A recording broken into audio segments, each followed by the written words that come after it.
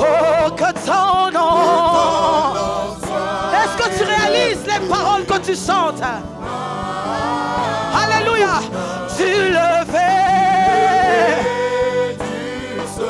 jusqu'à son couchant. Oh, que ton nom soit élevé, Adonai. Oh, du lever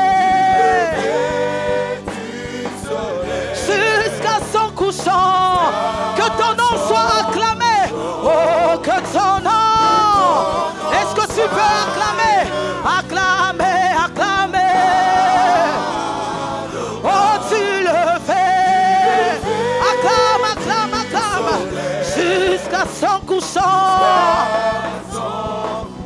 Oh, que ton nom soit acclamé. Adonai. Oh, Adonai.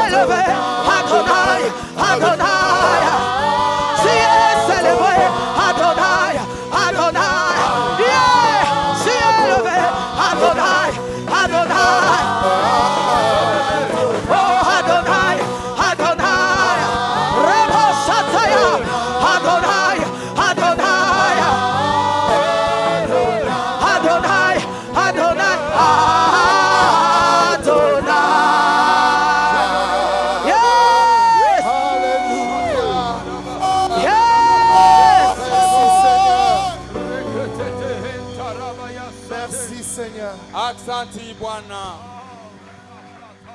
Du lever du soleil jusqu'à son couchant, que ton nom soit élevé.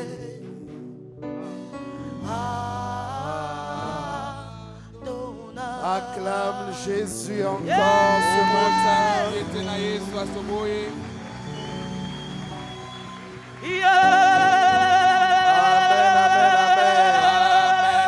Gloire au Seigneur. Alors, nous voulons prier pour ce mois de novembre. C'est le premier dimanche du mois de novembre. Alors, au premier dimanche, on vient toujours consacrer le mois au Seigneur. Ujuma ya kwanza ya kila mwezi tunakuwa kumwachilia Mungu hii mwezi mu mikono yake. Parce que Dieu a des grâces à déverser durant ce mois. Kwani Mungu anakuwa na manema ya upekee ila anapasha kutuachilia hii mwezi. Et je prie Dieu pour que tu puisses vivre ces grâces durant ce mois-ci. Na mimi naomba Mungu upate kuishi hii manema kupitia hii mwezi tukwamo. C'est pourquoi il faut toujours prendre les premières heures d'un mois, les premiers jours d'un mois, à consacrer ta vie, ta famille, tes affaires au Seigneur. Ni ile inakuwa lazima mawakati ya kwanza ya mwezi inakuwa lazima uachilie jamaa yako, makazi yako mu mikono ya Mungu. Et permettre à Dieu de faire ce qu'il a envie de faire. na umwachilie Mungu apate kutenda bila anapenda kutenda mu maisha yako. Alors nous allons tous ensemble élever nos voix. Wote pamoja tutanyanyua masauti yetu. La Bible dit recommande ton sort à l'Éternel. Biblia inasema achilia magumu yako kumikono wa milele. Mets en lui ta confiance. Ndani yake utie matumaini yako. Et il agira. Na atatenda. Je croyais que tu allais dire amen. Nilifikiri utasema amina. Alors nous allons recommander ce mois de novembre au Seigneur. Wote pamoja tutenda kuachilia hii mwezi ya Novemba mu mikono ya Bwana. Élevons nos voix et prions tous ensemble. Tutanyanyua masauti yetu na tutaomba wote pamoja. Élevons nos voix et prions. Tunyanyue masauti na tuombe. Prie avec ferveur. Omba na kujitoa. La Bible dit la prière fervente du juste maombi ya nguvu ya mwenye haki a une grande efficacité. kuwa na matokeo makubwa. Seigneur, nous venons te recommander Bwana, tunakuwa kuachilia le mois de novembre. kuachilia mwezi ya Novemba Selon ce que tu dis dans ta parole, kufuatana na vile sauti yako inasema. recommande ton sort à l'Éternel. Nasema achilia mambo yako kwa mikono ya Mungu naye atatenda. Nous te recommandons le mois de novembre. Tunaachilia hii mwezi ya Novemba kwa mikono yako. Nous voulons expérimenter Tunapenda kuishi les grâces que tu as prévues. tunapenda kuishi manema Ce iliyotutayarisha. mois de novembre, alors élève-toi et règne sur ce mois de novembre. Manifeste ta grâce, manifeste tes faveurs. Que le nom de Jésus soit glorifié. Jina ya Yesu ipate Que kutukuziwa. le nom de Jésus soit proclamé. Jina ya Yesu ipate kutangaziwa. Que le nom de Jésus soit élevé. Jina ya Yesu ipate kunyanyuliwa. Nous venons te recommander toutes choses. Tunakuachilia vitu vyote. Manifeste-toi, Papa. Utuonekanishe Baba. Étends ta main puissante.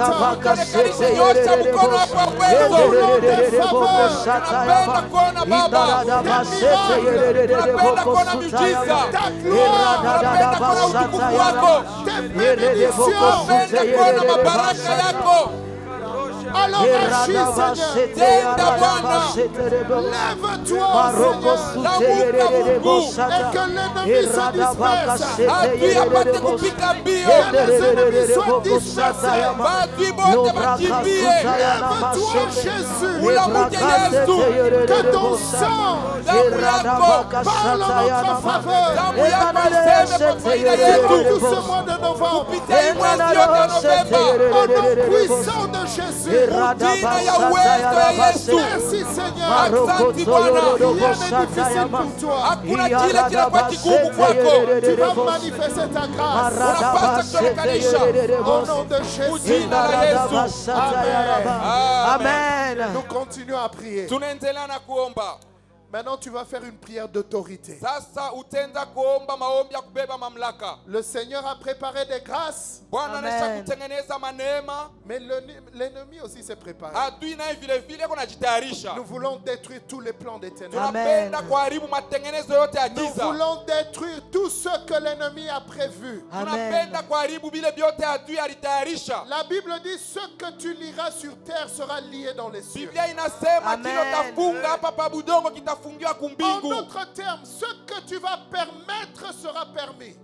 Munamna ingine ya kusema kile utaruhusu Et ce kitaruhusiwa. que tu vas refuser sera refusé. Na Amen. kile utakatala kitakataliwa. Bien-aimé, c'est un temps très important de ce culte. Si tu es en bonne santé, tiens-toi debout. Si tu Mpendwa, inakuwa wakati ya lazima hii ibada. Kama kuna afya mzuri, shimama. Nous les Shimama. chrétiens, nous sommes comme ça. Souvent, on fait des choses importantes, mais on est tellement distraits. Sisi Tellement distraits. wa Kristo wakati ingine tunafanya vitu vya lazima, lakini akili kwa Si Dieu t'a kingine. donné la bonne santé, tiens-toi debout. Kama Mungu anakupa afya njema, shimama bwima. Nous sommes en train de baliser notre mois de novembre. Tukunenda kutengeneza mwezi yetu ya Novemba. Donc je disais ceci. Mimi nilikuwa nasema hivi, Si tu permets, ça sera permis. kama Amen. unaruhusa itaruhusiwa. Si tu refuses, ça sera refusé. Kama Amen. unaikatala itakataliwa. C'est le pouvoir et l'autorité que Dieu nous a donné Inakuwa mamlaka na uwezo ile Mungu alitukaburia en tant qu'enfants de Dieu. kama batoto ya Mungu. Alors nous allons prier. Sasa tutaomba.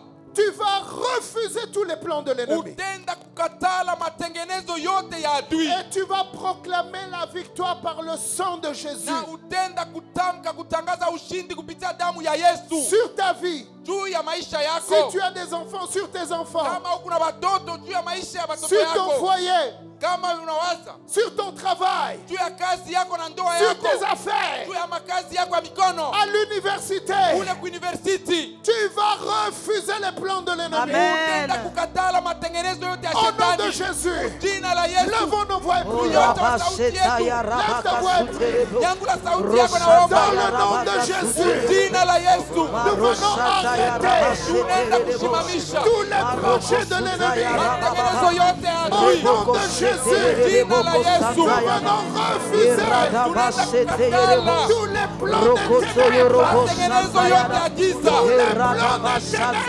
Matengenezo yote ya giza. Jina la Yesu. Tunaenda kupitia jina la Yesu.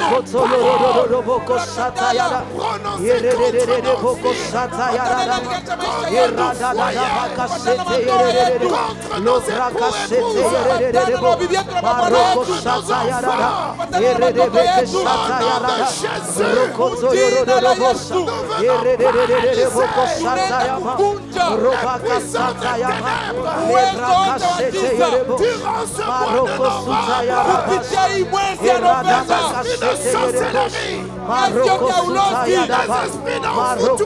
Pepo yote ya kufundikwa. Ile kusongwa inafanya mchana. Tunaenda kusimamisha makazi yote. Jina la Yesu. Kupitia damu ya Yesu. Tunatangaza. Amen. Le sang de Jésus. Kupitia damu ya Yesu. Toutes les paroles Amen. Sauti yote. prononcées dans le monde spirituel contre les serviteurs, Amen. Watumishi yako. Amen. Roboshataya. Au nom de Jésus.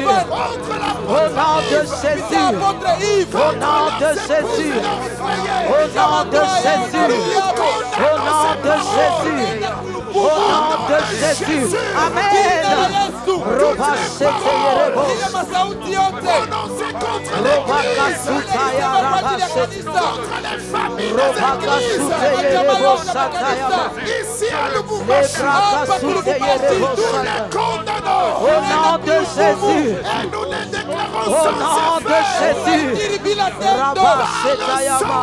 Au nom de Jésus. Par le sang Au de nom de Damu Jésus. ya Yesu. nous arrêtons Rabashetayaba. les plans des ténèbres Roboseketeyerebo. dans le monde spirituel. Rabakashetayaraba. Ulimwengu wa kiroho. Rokotoyoroboseketeyaraba. Kanisa. Yeradabakaseteyerebo. Par le sang de Raba Jésus. Amen. Robashataya roseteyerebo. Yereboko sutaya brakasete. Lebrakashiketeyerebo. Maroko sutayaba. Amen. Rosatayaba. Roseketeyerebo. Mareketeyerebo. Rosatayarabase. Amen. À toi l'honneur. Amen. À toi la gloire. Amen. Au nom de Jésus. Amen. Acclame le Seigneur. Amen. Alléluia. Yes. Merci Seigneur. Asante Bwana. Seigneur, que ce mois Bwana, hii mwezi soit un mois de faveur. ikuwe Amen. mwezi ya Un mafaida. mois de distinction. Mwezi ya Amen. achanisho. Un mois de triomphe. Mwezi ya kuwina. Un mois de délivrance. Mwezi Amen. ya ufungulivu. Au nom de Jésus. Au nom de Jina la Jésus. Yesu. Dans chaque famille. Mukila jamaa. J'annule toute mort subite Au nom de Jésus. Nenda kuvunja makifo yote ya ghafla kwa Aucun jina la Yesu. accident, aucun incident Hakuna au msiba. nom de Jésus. Yesu. Et nous proclamons Na tunakiri le règne de Dieu. utawalo wa Mungu Au nom puissant de Jésus. mujina uwezo wa Yesu. Amen. Amen. Acclame le Seigneur. Amen. Mushangilie Bwana. Bienvenue à Impact Centre Chrétien. Karibu hapa kwetu pa Bienvenue à ICC. ICC Église locale de Lubumbashi. Karibu kwetu pa ICC. En RDC, le pays où Dieu domine. Nchi ya RDC ile Mungu Avant de anatawala. t'asseoir, salue 2-3 personnes autour de toi Mbele ya kuikala salimia watu wawili watatu wanakuwa pembeni en yako. leur souhaitant la bienvenue. Ubaoneshe karibu sana kwetu ku ICC. Est-ce qu'on peut acclamer Dieu pour la chorale? Tunaweza kumshangilia Mungu njia wa ndugu wetu waimbaji. Alors avant d'aller plus loin, je Mbele sais ya pas si kwenda mbali, la sœur Marie est là, je crois. nishijue kama dada Voilà, elle Marie va kwa venir hapo. témoigner durant 5 minutes. Est-ce qu'on Anaweza peut kwa kuleta ushuhuda. l'encourager en acclamant le Tumukaburie Seigneur? nguvu na kumshangilia Bwana. On peut lui donner rapidement un micro. Unaweza kumkaburia kibuyu kwa haraka. Oh, acclame bien le Seigneur. Umushangilie mzuri La Bible Bwana. dit, ils l'ont vaincu à cause de la parole de leur Biblia témoignage. inasema aliwashinda kupitia sauti ya ushuhuda yao. Merci. Asante. Bonjour peuple de Dieu. Jambo kanisa ya Mungu. Je me tiens devant vous Mimi pour nasimama rendre grâce kumbele à yenu Dieu juu ya kumshukuru Mungu pour ce qu'il a fait dans ma famille juu ya pendant ile alifanya l'été, mjamaa yangu dans les 40 jours. kupitia ile maombi tulikuwa nayo 40 jours. Pendant qu'on priait, j'ai mon père qui préparait son intervention chirurgicale Mimi nilikuwa na baba yangu alipita Vers, kwa operation. début Marie, il faut octobre. laisser de temps à l'interprète de t'interpréter. Vas-y. Oui, il préparait son intervention chirurgicale. Alikuwa Il anatengeneza wakati yake ya operation. allait être une intervention sur la prostate. Ilikuwa walipasha kumopere kwa magonjwa ya prostate. L'intervention s'était bien passée. Operation yake ilipitikana mzuri. C'était assez banal, hein? C'était assez banal. Ilikuwa ya nguvu lakini ilipitikana Vu mzuri. que c'était pas une chirurgie où on incise, c'était juste avec cathéter et tout. Ilikuwa tu ni haraka ya wepesi. Et alors 2 jours après, il a quitté l'hôpital, il est rentré à la maison. Kisha masiku mbili alitoka kwa hospitali Donc, alirudia il devait nyumbani. retourner au contrôle le 10e jour. Alirudia kisha masiku 10 ku Il control. est parti le 10e jour au contrôle. Alirudia tena kwa hospitalo juu bakaangalie, Et puis tout s'était pas bien passé. Il est rentré chez lui. lakini vyote abikuwe mzuri. Non, Alirudia ça s'était bien kwake, passé. vyote vilipitikana mzuri. Il est rentré chez lui. Alirudia kwake kunyumba. Arrivé la nuit, Usiku il a eu des malaises. alishikia maungu Il a mbaya. appelé son médecin. Aliita mganga wake. Son médecin lui a dit, il faut que vous reveniez à l'hôpital. Munganga naye alisema inakuwa lazima urudie kwa hospitali. Et le lendemain, il est parti. Na kesho yake alienda tena. Et quand il est parti à l'hôpital, Wakati alienda kule kwa hospitali, bon, il y avait quelques aspects qui n'étaient plus bons, hein, kulikuwa comme le vitu jour vingine avant. vilianza kuonekanika vikwe Alors, vizuri. le médecin a posé les actes qu'il devait poser. Munganga anaangalia anafanya bila alipasha kufanya. Il l'a gardé en observation. Alimchunga kule kwa hospitali ndio aanze kumfuatilia. Et quand on l'a gardé en observation, Wakati wanamchunga kule kwa hospitalo, les choses ont commencé à se détériorer. vitu vilianza tena kwenza na kuharibika Il zaidi. était parti à l'hôpital, il marchait et tout, il Alienda kwa était hospitali kule, bien. alikuwa anatembea, alikuwa Il mwafya avait mzuri. toutes ses facultés. Alikuwa na akili yake yote pamoja naye. Et puis il a commencé à se fatiguer. Kisha alianza kushikia tu mchoko kunaendelea. Et bon, je suis médecin, je Mimi suis vile quand vile même na- allée. Vile na mimi kumunganga milienda J'ai kule. essayé de parler avec les autres, Nilipima ce qu'ils ont kuzungumza na barafiki trouvé, yangu ba munganga. ce qu'ils ont trouvé d'anormal. Baliona vitu vinabiendeke. Bon, ils m'ont dit que tout était bon, ils ne comprenaient pas non plus. Balisema vyote biku vizuri lakini abashikie ni nini ilianza On a kupitikana. fait des suggestions et tout, mais bon, tout était normal. Vyote vilikuwa Alors, vizuri. bon, j'ai eu la présence d'esprit de faire aussi certains examens ailleurs, hein. Akili nikuya nyende nikafanye maexamen ingine fashi Alors j'ai ingine. fait un examen là où je travaillais et les résultats étaient catastrophiques. Kule mimi nilikuwa natumika majibu ya ile maexamen Ouais, haikuwa c'était, mzuri. les résultats c'était vraiment mortel et ça pouvait quand même expliquer l'état du papa. Parce que- Majibu haikuwa mzuri, ilikuwa ni akifu, ilipasha oui. kufasilia vile alikuwa oui, anachikia. parce qu'il fonçait dans le coma. Alikuwa Donc, nenda maungu yake ilikuwa nenda na kuwa mbaya zaidi. C'était un dimanche, je Ilikuwa pense siku ya que juma. un dimanche, il était le soir, il était en train de halluciner quoi, halluciner, il faisait que parler. Ilikuwa magharibi, Dans le alikuwa coma. anazungumza, eko nasema, Et le lendemain, le lundi, on l'a mis en réanimation. na kesho yake Là où il banamweka était. ku reanimation. Ben, vous savez, je suis médecin en réanimation. Quand on a 10 malades, sur 10 malades, il y en a 9 qui ne s'en sortent pas, hein. En tout C'est cas, vraiment kama pas unaenda bon. kule ku reanimation, wagonjwa Oui, kwa hein. 10 Quand nane il ndio était en watokake. réanimation, bon, il tendait vraiment vers le coma, c'est-à-dire qu'il n'était plus lucide. Maisha yake tena haikukuwa mzuri. Alors bon, j'avais quand même demandé un transfert. De là où nililomba wapate j'étais. kutosha kule bampeleke fasi ingine. J'ai demandé qu'on l'amène là où je travaillais parce Nilisema qu'il bamulete kule mimi y a natumikaka. quand même des spécialistes qui passaient aussi là-bas. Kule kunakuwa muganga wa akili mingi C'était walikuwa le wanapita kule. lundi. Na siku ya kwanza, Et pendant les 40 jours, je me rappelle, le 1er octobre, wakati siku ya maombi le 1er le Oktobre, 23e jour, c'était la prière pour les malades. siku ya 23 ilikuwa ni C'était la siku ya prière kuomba pour les wagonjwa. malades. Ilikuwa En kuomba tout cas, wagonjwa. c'était vraiment une intercession pour les malades. Ilikuwa maombi Et kwa cette wagonjwa. prière nous a vraiment soutenus pendant ce moment. Na ile maombi ilitusaidia kupitia ile wakati. Parce que la maladie que mon père a développée après son opération, c'est une maladie vraiment grave. Ile magonjwa ya baba kisha kumopere ilikuwa magonjwa ya nguvu. Oui, tous Dio. ceux qui ont découvert ça, tous ceux qui ont décrit ça, ils décrivent ça que c'est mortel. Bale bote banisha kuijua C'est- beko nasema ni magonjwa ya kukupeleka paka kulufu. Oui, c'est très rare, mais c'est mortel, hyper Lakini mortel. haionekani kake, lakini ni ya Alors, kukupeleka tu kulufu. Nous, on priait. Shi tulikuwa Et naomba dans cette prière-là, na mwile maombi le pasteur Ivan, il priait, il insistait même, il disait, Dieu peut déjouer les pronostics des experts.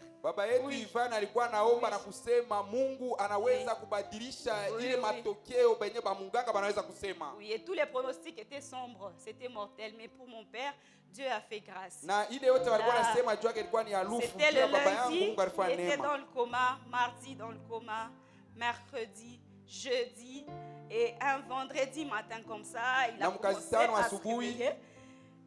Il n'y avait plus d'espoir. En fait. Hakukuwe tena Il n'y matumaini. avait plus d'espoir. Hakukuwe tena matumaini. Parce que je l'ai amené là où je travaillais parce qu'il y a un professeur là-bas. C'est Niliita quand kule même- minatumikaka kunakuwa Oui, mwalimu, c'est un grand médecin. Je muganga comptais vraiment mkubwa. sur son expertise. ni muganga mkubwa Mais lui, quand kabisa. il a vu mon père le premier jour, il m'a dit, mais il faut croiser les doigts. Hein. Wakati Faut anaona croiser les babangu doigts. anasema mkunje tu bilole tuangalie, Il n'y avait plus d'espoir. hakukuwe tena Et matumaini. 2 jours après, il me dit, bon, Kisha donc, mashiku mbili kupita, il faut prier, Dieu peut toujours aider. anasema muombe tu, Mungu anaweza Et kufanya le kitu. 3e jour, il a complètement changé de langage. Il a Na dit, siku non, ya tatu anabadilisha misemo, j'espère que ça va aller. anasema Ah, mimi naona Gloire vitendeka. à Dieu. Si les hommes commencent à changer de langage, ça veut dire qu'il a vu la main de Dieu agir. Sifa ya Mungu kama batu wanaanza kubadilisha misemo, ni Et kusema donc, mon baliona père mkono s'est wa Mungu. réveillé le vendredi. Baba yangu Il était dans aliamka le siku ya coma pendant tano. 4 jours. Kisha kalamuka, Ce qui est vrai aussi, ile kukweli le trouble qu'il a fait, au fait, c'était juste une diminution de sel dans le corps. ilikuwa Juste tu le ni sel. ilikuwa tu ni chumvi ilipunguka maungu. Juste le sel qu'on paye à 100 francs, mais Ni ça peut chumvi tuer tunauzaka quelqu'un. tu ku 100 francs ndio ilipunguka Alors, maungu. et cette maladie, c'est que quand quelqu'un développe ça, il y a risque d'avoir des séquelles neurologiques, hein, Ile magonjwa kama Irreversible. mtu anaipata anaweza kupata hata magonjwa manene. irréversibles du genre, il devient, comme on dit en Swahili, kibumbafu. Anakuwa atakuwa Bien, sa mtu anakuwa na kizengi, akili tena anakuwa sa Bien, bumbafu il perd la mémoire. Anaanza Bien, kupotesha c'est akili. paralysie, c'est tout ça qui pouvait au arriver. atapitia kuparalizi.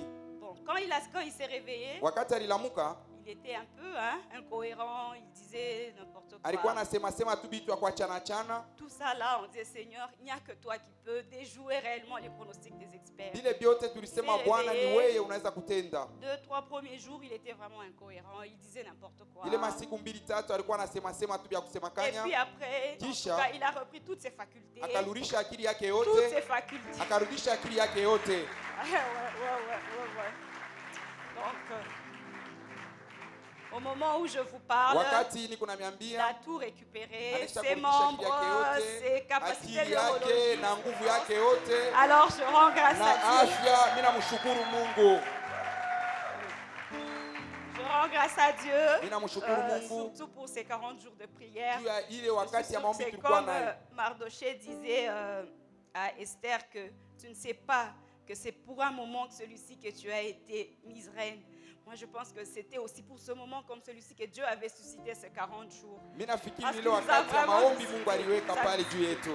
Alors, je bénis Dieu pour la famille CC parce que, en tout cas, c'était une prière corporative et nous Ilikuwa aussi, on maombi ya a, été, nguvu. on a bénéficié de la grâce de Dieu pendant ce moment de prière. Tulipata Merci, neema ya nous Mungu rendons kupitia grâce à wakati ya Dieu et maombi. soyez Tunamshukuru Mungu. Amen, amen. Tu peux Amen. acclamer le Seigneur. Amen. Unaweza kushangilia Alléluia. Bwana.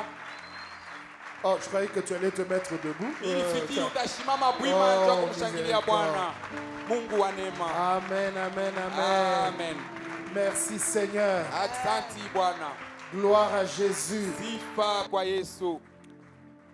Voilà, prenons place. Tutaikala Bien-aimé, la prière, ça marche. wapendwa, pamoja na maombi vyote vikunendeka.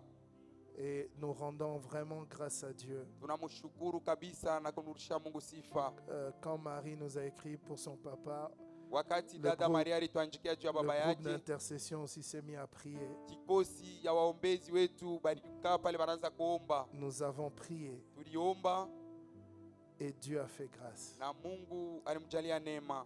Et vous voyez, Mnaona souvent zaidi on ne réalise pas ce que Dieu fait. hatufikiri mu maisha yetu ni nini Mungu yuko natenda. La Bible dit, compte les bienfaits de Dieu, mets-les tous devant tes yeux, Biblia et inas- tu verras combien le nombre en est grand. Biblia inasema weka mema yote ya Mungu yuko nakutendea, uweke mbele yako na utaona vile eko Mungu wa mwema, C'est Mungu pourquoi mkubwa. moi souvent ça me choque que quelqu'un vienne à l'église, quand on dit acclame, il reste assis. Ni kwa ile Quand on dit danse, il est assis, il chante assis. Ça veut dire, il y a un problème dans ta connaissance de Dieu. en ni fait. kusema kunakuwa mambo fulani muwe kumfahamu Mungu. Parce que si tu comprenais ce que Dieu est, tu danserais comme David. Kama unajua ni nini Mungu eko mu maisha yako, utacheza kama mfalme Daudi. David était roi. Daudi alikuwa mfalme. La Bible dit il s'est déshabillé. C'est-à-dire, quand on parle de l'éphod, c'est quoi? C'est un sous-vêtement en fait. Ni kusema alitosha mavazi yake, Il est resté en sous-vêtement devant tout le peuple. alibakia na mavazi ya chini mbele ya taifa yote, Et il dansait pour Dieu de Na- toutes ses forces. na alikuwa anacheza juu ya Mungu na nguvu yake yote. Vous savez, si tu vois un militaire avec sa tenue en train de danser pour Dieu, tu seras choqué. Unaona, kama unaona askari anisha kuvaa ile mavazi ya askari yako anacheza juu ya Mungu. David était un itakugusa. militaire, Daudi alikuwa vile vile askari, un homme fort, alikuwa mtu wa nguvu et il dansait pour Dieu. na alikuwa anacheza juu Et, ya Mungu, et sa femme l'a dénigré, na mke wake anaanza kumkosea heshima, la fille de Saül. ule mtoto wa Saulo. Et David lui a dit, Na Daudi akamwambia, je suis devenu roi à la place de ton frère, de ton père. alisema mimi nilikuwa mfalme pafasi ya baba yako, Et dit, si je dois encore être plus vil aux yeux des gens pour mon Dieu, je le ferai encore. kama mimi naweza kuwa kama bumbafu, mtu wa chini kumecho ya bantu juu ya utukufu ya Mungu, Parce que- nitaifanya tena. David savait. Daudi alijua. Mais nous, quand on nous dit acclamons Dieu, Sasa sisi wakati wanatuonyesha tumshukuru Mungu, alléluia. amen, Pose la question à ton voisin, est-ce que tu connais Dieu? umuulize ule kupembeni yako na mfahamu Mungu. Alléluia. Amen. Bon, acclamons le Seigneur, je ne vais pas entrer dans ça. Tumushangilie Acclame Bwana, Jésus. tumushangilie Vraiment, Bwana, il est extraordinaire, il est tumushangilie yeye, merveilleux, ni wa mastajabu, il est puissant, il ni est wa glorieux. uwezo, ni wa utukufu. Il fait des choses extraordinaires. Eko nafanya vitu vya majabu. Et vraiment, nous rendons grâce à Dieu. Tunawashukuru Mungu. Que papa soit rétabli sans séquelles, sans problème.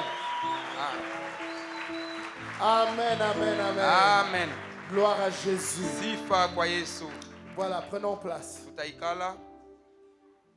Ouh là là là là là là. C'est le modérateur qui a pris tout mon temps aujourd'hui. Amen. Amen. Hey, c'est lui. Ndio. Donc aujourd'hui, Léo. je vais commencer une série. Leo mitaanza mafundisho fulani. Parce que Dieu m'a dit pendant que je priais Mungu alinisemezea wakati nilikuwa naomba ces derniers temps, hii wakati ya mwisho, il m'a dit prépare l'église alisema tayarisha kanisa, à devenir une église spirituelle. tayarisha kanisa ikwe kanisa ya kiroho, Une église spirituelle. kanisa ya Change kiroho, le son et augmente un peu. Devenir une église spirituelle. ikwe kanisa ya kiroho. Alléluia. Amen. Et donc, il m'a donné certaines directives, Na alinionyesha mwenendo na njia fulani ya kufata, certaines paroles, alinionyesha masemo fulani, et c'est ce que nous allons partager tous ces jours-ci. ni ile tutagawanya kupitia hii mashiko. Alors dis à ton voisin, Umuoneshe ile kupembeni yako, attache ta ceinture. ufunge mshipi mzuri. Dis-lui vraiment. Quand je dis à ton voisin, dis-lui. Kama nakuonesha, Je te donne la permission. Je te donne le mandat. Mina kuruhusu, mina kupe ile mamlaka.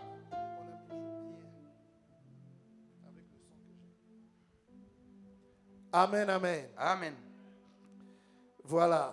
Ndio.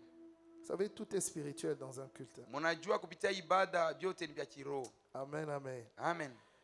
Et souvent, quand tu es trop sensible, Na wakati kama una akili mwepesi, voilà, quand les choses ne sont pas comme il faut, ça distrait un peu. kama bitu ya bienzeke vile unapasha kuenzeka biku naweka akili fashi nyingine. Alors j'aimerais que tu comprennes Mimi napenda uelewe que nous entrons dans une phase ya kusema tunaingia msehemu fulani où tu ne peux plus jouer. ile tena hakuna wakati ya kucheza. La récréation est finie. Ile wakati ya pumziko inaisha kwisha. La récréation est finie. Wakati ya kupumzika inaisha kwisha. Quand on grandissait, Wakati tulikuwa nakomea, en tout cas dans l'école où j'étais, kuile kumasomo nilikuwa najifunza, pour la fin de la récréation, il y avait 2 sifflets. juu ya mwisho ya wakati ya kupumzika balikuwa napika fimbi mara mbili. Quand tu entendais le premier sifflet, Ukishikia fimbi ya kwanza inalia, tu restais là où tu es, pale ni kusema unashimama sans bouger. au tenke. Je ne sais pas si quelqu'un a déjà vécu ça. Mishi kama moja watu wanakumbuka ile mambo. Ok.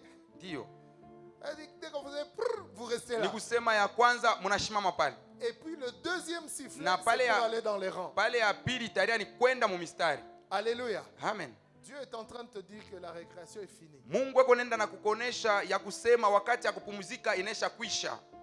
Et cette parole, c'est vraiment pour ceux qui veulent vivre et expérimenter Na hii sauti ni wale wanapenda kuishi, quelque chose de différent. wanapenda kuishi kitu kia sasa cha kuachana na cha zamani. C'est ceux qui veulent se positionner Ni kia bale wanapenda kujitia musawa comme des instruments que Dieu va utiliser. kama vyombo vya Mungu vile Mungu atatumia. Que Dieu va utiliser dans ces derniers jours. Vile Mungu atatumia kupitia hii masiku ya mwisho. Ceux qui se disent, Bale beko na sema ndani yabo il faut que ma vie compte pour Dieu. ya kusema maisha yangu inapashe kuwa ya faida kwa ajili ya Il Mungu. faut que j'écrive une histoire avec Dieu. Inakuwa lazima niandike historia fulani pamoja na Mungu. Alors Dieu me disait, Mungu alikuwa ananisemezea prépare l'église spirituellement. utayarishe kanisa kupitia kiroho. Vous savez, quand Dieu dit ça, Wakati Mungu anasema hii ça veut dire que pour ce qu'il veut faire, nous ne sommes pas encore prêts. ni ya kusema bile anapenda kutufanizia sisi hatuyakuwa tayari. Parce que Dieu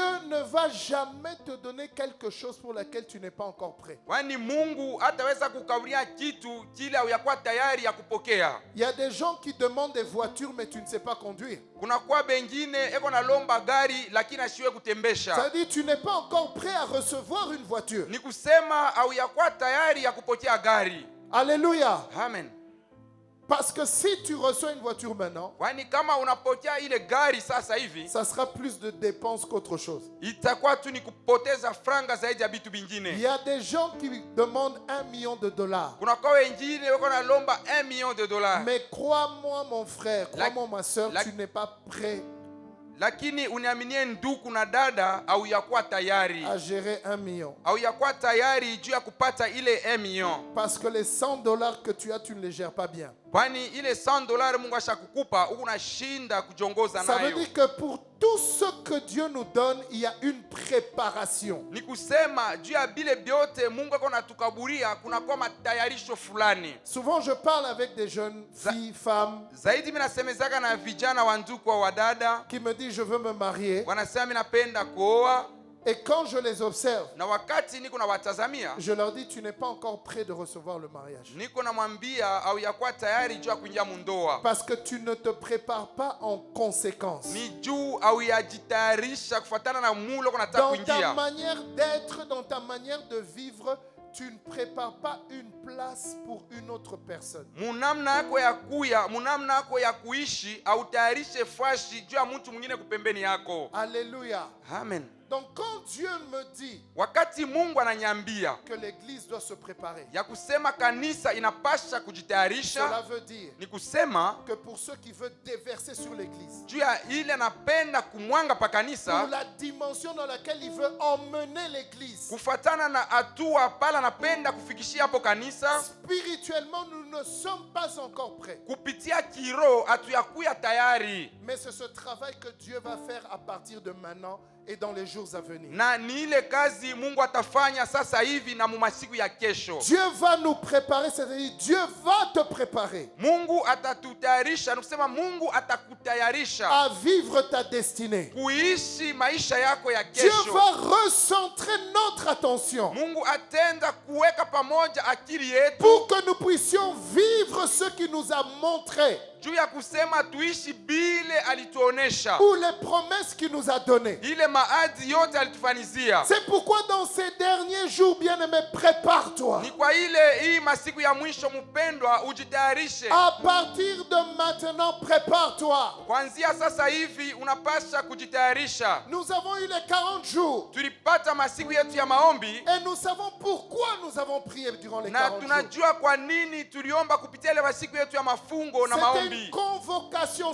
une sainte convocation. Ilikuwa ni pale kulitiwa kwa kiroho. Alléluia. Amen. Pour les événements qui sont en train de venir dans le monde. Juu ya bile biku natayarishiwa na bile biku nakuya mudunia. Mais ce n'est que le début. Lakini ni mwanzo. Ou ce n'était que le début. Ilikuwa tu ni mwanzo. Dieu te dit, Mungu va anakuonesha. encore plus loin. Mungu anakuonesha wende tena Va mbali. encore plus loin. Wende tena mbali. Va encore en profondeur. Wende tena muuketo. Prie encore. Omba tena. Jeûne encore. Funja chakula na ombe. Mets-toi encore à part. Ujiweke kupembeni. Entre encore dans le lieu secret. Ingia pafasi ya siri. Va encore dans la présence de Dieu. Endelea tena kwa mwapo wa Mungu. Arrête la distraction. Acha kuweka chini fasi ingine. Ne reviens pas à la distraction. Hapana kuacha kuweka chini fasi ingine. Dieu veut t'emmener quelque Mungu part. anapenda kukupeleka fasi Dieu veut fulani. emmener l'église quelque Mungu part. anapenda kupeleka kanisa fasi fulani. Le Saint-Esprit parle à l'église. Roho Mtakatifu iko nasemea kanisa. Le Saint-Esprit nous appelle Roho Mtakatifu iko natualika à nous sanctifier tujitakase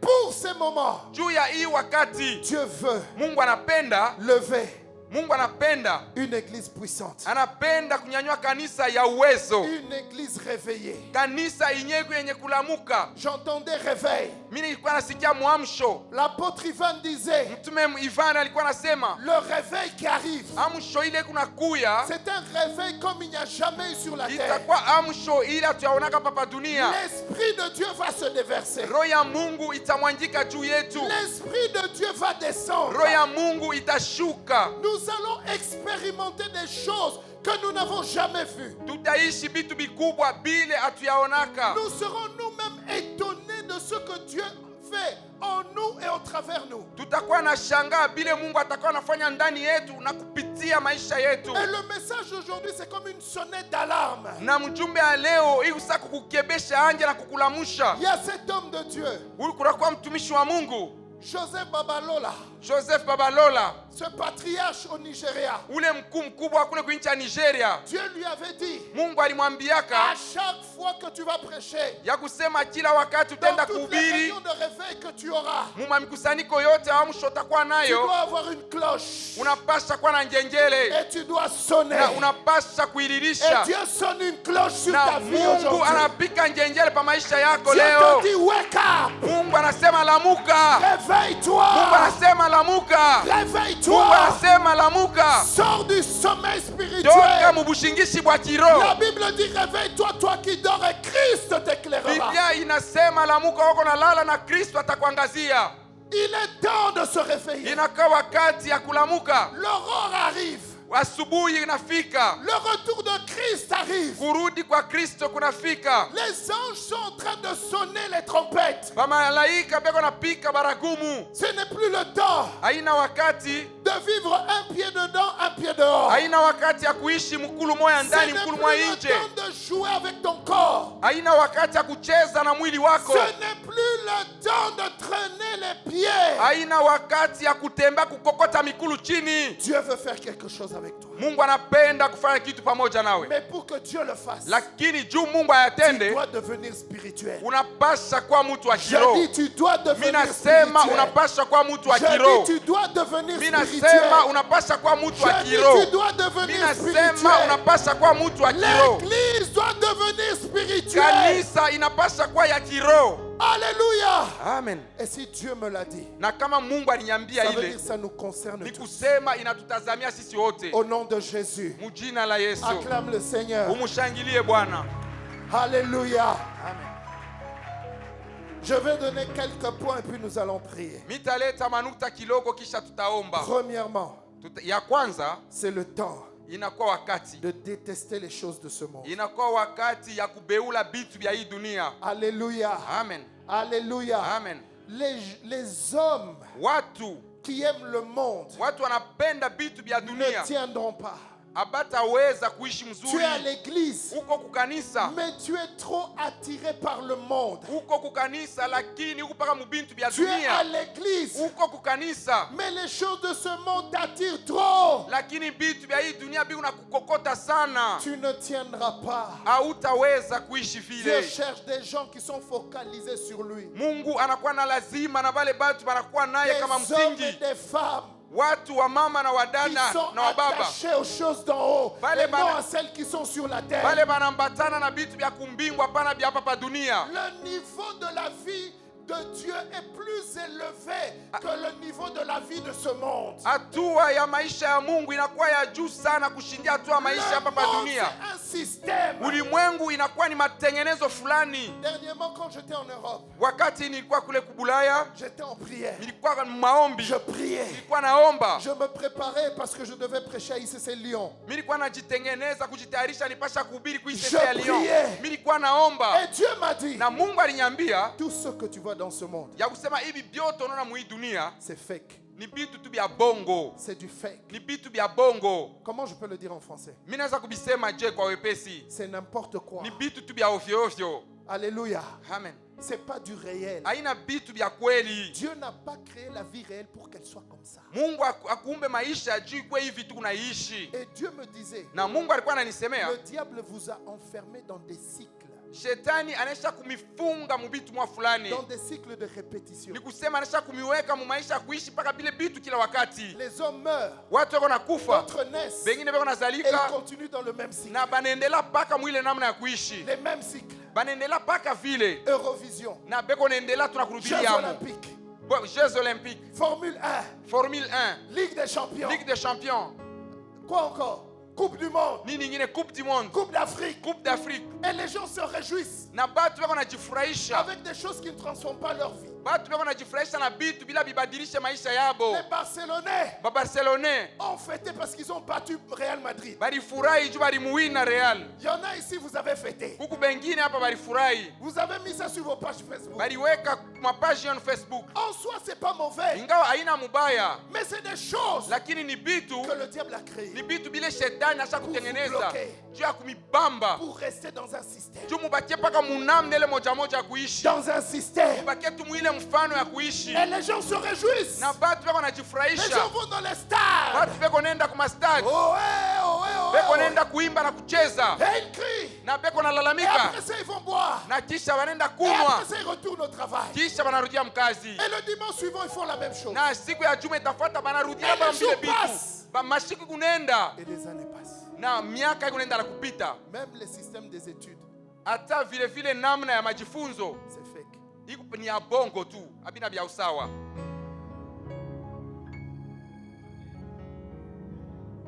Eh oui. Ah bon, pasteur? Eh bien oui. Ndio, Oui, ndio c'est du fake. inakuwa bitu vya sio sawa, C'est un système. inakuwa ni matengenezo fulani. Je vais à l'école. Mimi naenda ku masomo, Je finis l'école. mimi naisha, Je vais à mimi l'université. naenda ku university. C'est pas mauvais. Haina mbaya, Mais ta vie ne dépend pas de ça. lakini maisha yako hayambatane na Je bile. finis l'université. Mimi naisha university, J'ai fait la médecine. mimi jifunza kimunganga, Je dois être médecin. mimi napasha kuwa munganga. Tu deviens médecin. Unakuwa munganga, Tu commences à soupirer pourquoi je suis médecin. unaanza kuwaza juu ya nini niko munganga. Qui comprend ce que je dis? Nani yako nashikia vile niko nasema? Et pourtant Dieu a mis un rêve dans ta vie. Ingawa Mungu aleka ndoto fulani Mais Dieu maisha veut yako, vivre ton rêve. ingawa zaidi uishi ndoto ya maisha Tu vis yako, le rêve wewe unaishi de ton ndoto diplôme. ya diplome yako, C'est du fake. inakuwa bitu vya sio sawa. Tu finis les études. Unaisha majifunzo yako, Tu finis les études. unaisha kujifunza, Tu cherches maintenant un travail. unaanza kutafuta kazi. Mais peut-être celui qui te donne ce travail Ingawa ule mwenyewe unakukabulia ile kazi n'a pas autant étudié que toi. ashikufunde, wewe kufunda kumupita ye, Mais il gagne plus que toi. ye iko napata mingi kukushindia we, Et tu cours. na unakimbia On engage par ici. unakimbia, beko natafuta, On beko engage nabeba par là. bantu kazi huku, beko nabeba bantu On kazi huku, engage par là. beko nabeba bantu kazi huku. Le système.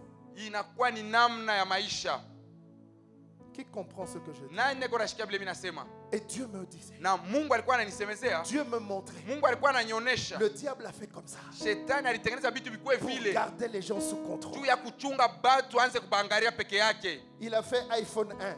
anafanya iPhone 1. Aujourd'hui, on est dans iPhone 16. Leo tunaisha kufika kwa iPhone 16. Entre le 1 et le 16, il y a eu les X, les XR, les XS, je ne sais même pas quoi. Moi, je n'ai jamais eu de iPhone. Mukachikachi ya 1 na 16 banaongeza mobia mingi mule mukachikachi. Nous, on est hors système. Shi hatuna mule mambo ya iPhone. Et toi, tu es là. Na wewe uko pale iPhone. Uko pale iPhone. iPhone. Uko paka iPhone. Seigneur, donne-moi un iPhone. Mungu nipe Un jour, iPhone. un frère a dit, j'ai vraiment prié Dieu pour que Dieu me donne un iPhone. Et Dieu m'a exaucé. J'ai dit, Siku mwanduku mweko naomba sema miliomba Mungu anipe iPhone. Mungu alinijibu. j'ai senti une colère spirituelle. Mili J'ai dit, sikia non, nous on passe kisilani le cha temps kiroshi pour tunapita wakati. prier pour les âmes. Tu ya Lui, kuomba lui, jua pour iPhone. manafsi, wewe unaomba jua iPhone.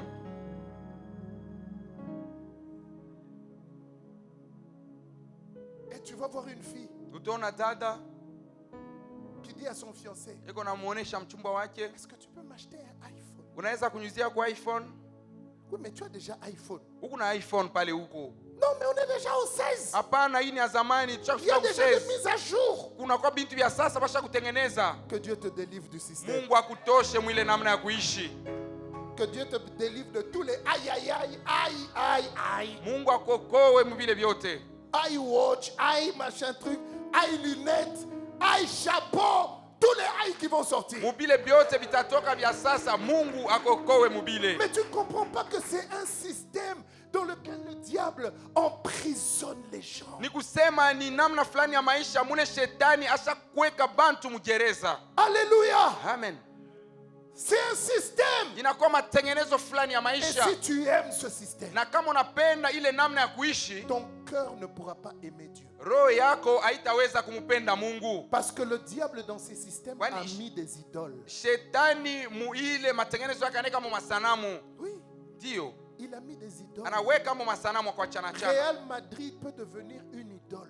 Real Madrid inaweza kuwa sanamu kwako. Tu n'as même pas réalisé que derrière ces équipes, il y a des écussons. Et derrière ces écussons, il y a des esprits. Aufikiria kusema kuile ma equipe kuna kama ikiso fulani na kuile manani kuna kuya mampepo kumkongo. Quelqu'un te dit, hey, Moya anasema quand tu chantes là à la Madrid, wakati kuna imba ala Madrid. Ina Damas. Tu sais ce que ça veut dire? Unajua maana yake ni nini? Ça veut dire, puisque tu le chantes, Ni kusema nini? Wewe unaimbaka tu es sema en train sasa. de dire que Madrid soit élevé Huko nasema Madrid unyanyuliwe et rien d'autre. na hakuna hata kitu kingine. Oui. Ndio ni vile. Ina Damas, ça veut dire et rien de plus et rien d'autre. Ni kusema hakuna kitu cha kuongeza kitu kingine zaidi ya Real Ça veut Madrid. dire que tu es en train d'élever Real Madrid au-dessus de Jésus. Ni kusema unanyanyua Real Madrid juu ya Yesu. Aïe. Il y a quelqu'un qui est en train de dire, non Seigneur, moi je ne suis pas arrivé à ce... Kumwe anasema Mungu mimi sikufikia mwile hatua hapana.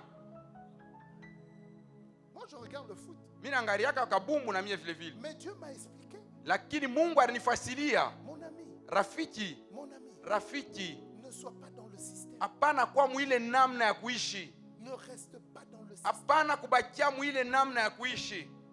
C'est spirituel. Inakuwa ni vya kiroho. Écoute, Unishikie. tout ce qui attire l'attention des foules dans ce monde, il y a des esprits qui dominent là derrière. Ile yote inakokotaka maelfu na maelfu ya batu mwi dunia, kunakuwa mapepo fulani iko kule Tout, kumkongo. sans exception. Vyote kutosha chanisho. Quand tu vois le monde qui court derrière des choses, le Kama monde, unaona quand ulimwengu tu iko vois na ça, tenka, ukiona il y a des ile, esprits. uyua kusema kuku mampepo kule kumkongo. Il y a des esprits. Kuku mampepo.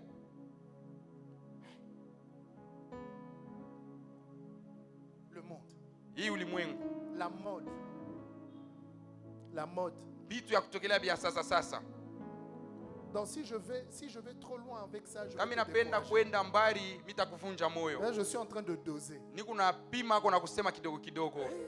Ndio.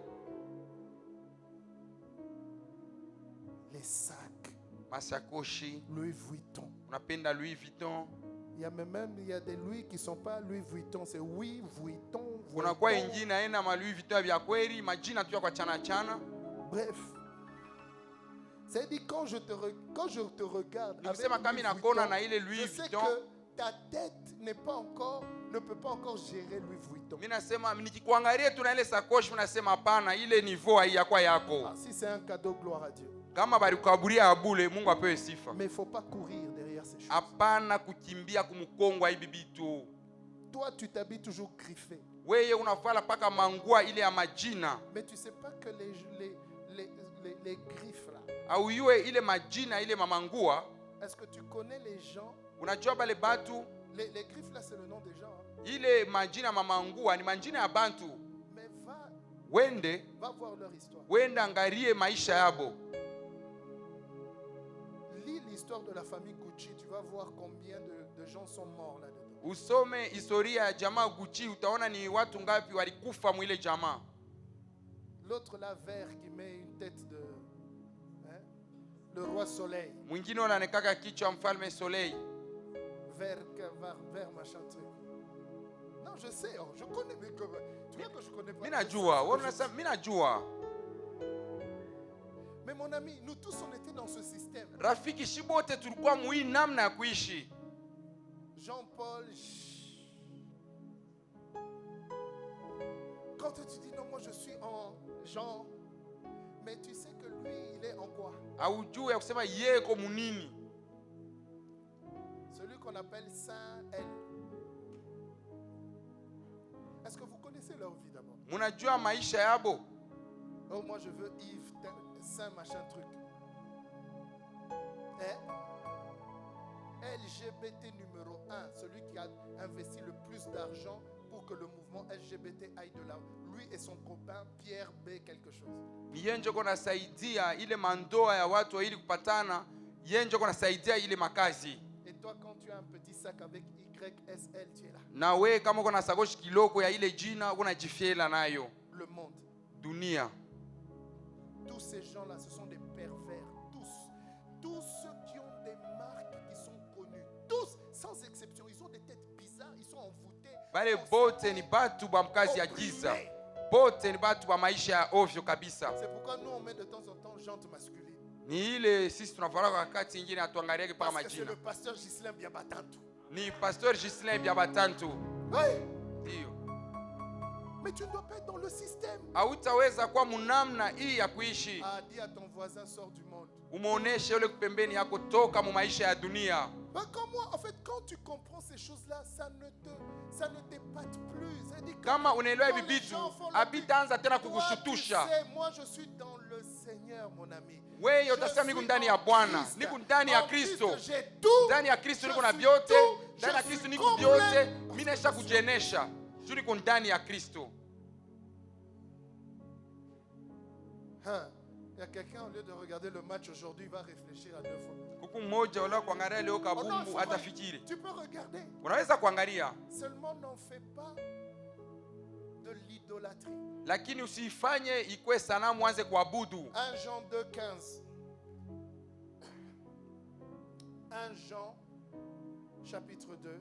La Bible dit, Biblia inasema, n'aimez point le monde, musipende dunia, ni les choses qui sont dans le monde. Wala bitu bile binakuwa ndani ya dunia. Si quelqu'un aime le monde, kama mmoja anapenda dunia, quand on dit le monde, c'est pas qu'on est en train de dire les hommes. Non, c'est pas ça. Kama on est en train de dire, ne pas aimer le système monde. Le monde, c'est un système que le diable a mis. Ulimwengu ni matengenezo fulani ile shetani anesha kutukuwekea hapa pa dunia. Pour empêcher les hommes de chercher Dieu. Pour empêcher les hommes à se tourner vers Dieu. Dieu kushindisha batu bamutafute Mungu. Dieu kushindisha batu basimugeukie Mungu. Il dit si quelqu'un aime le monde, l'amour du Père n'est point en lui. Anasema kama mtu anapenda bitu ya dunia, mapendo ya baba haina ndani yake. Car tout ce qui est dans le monde, écoute bien. Unifate mzuri. Regarde ce qui est dans le monde. Sikia bile biku mdunia. La convoitise de la chair. Mnakuwa tamaa ya mwili. La convoitise des yeux. Mnakuwa tamaa ya macho. L'orgueil de la vie. Mnakuwa kiburi ya maisha. Ne vient point du Père. Haitoke kabla kwa baba. Du monde. Lakini kunatoka kudunia. Alléluia. Amen.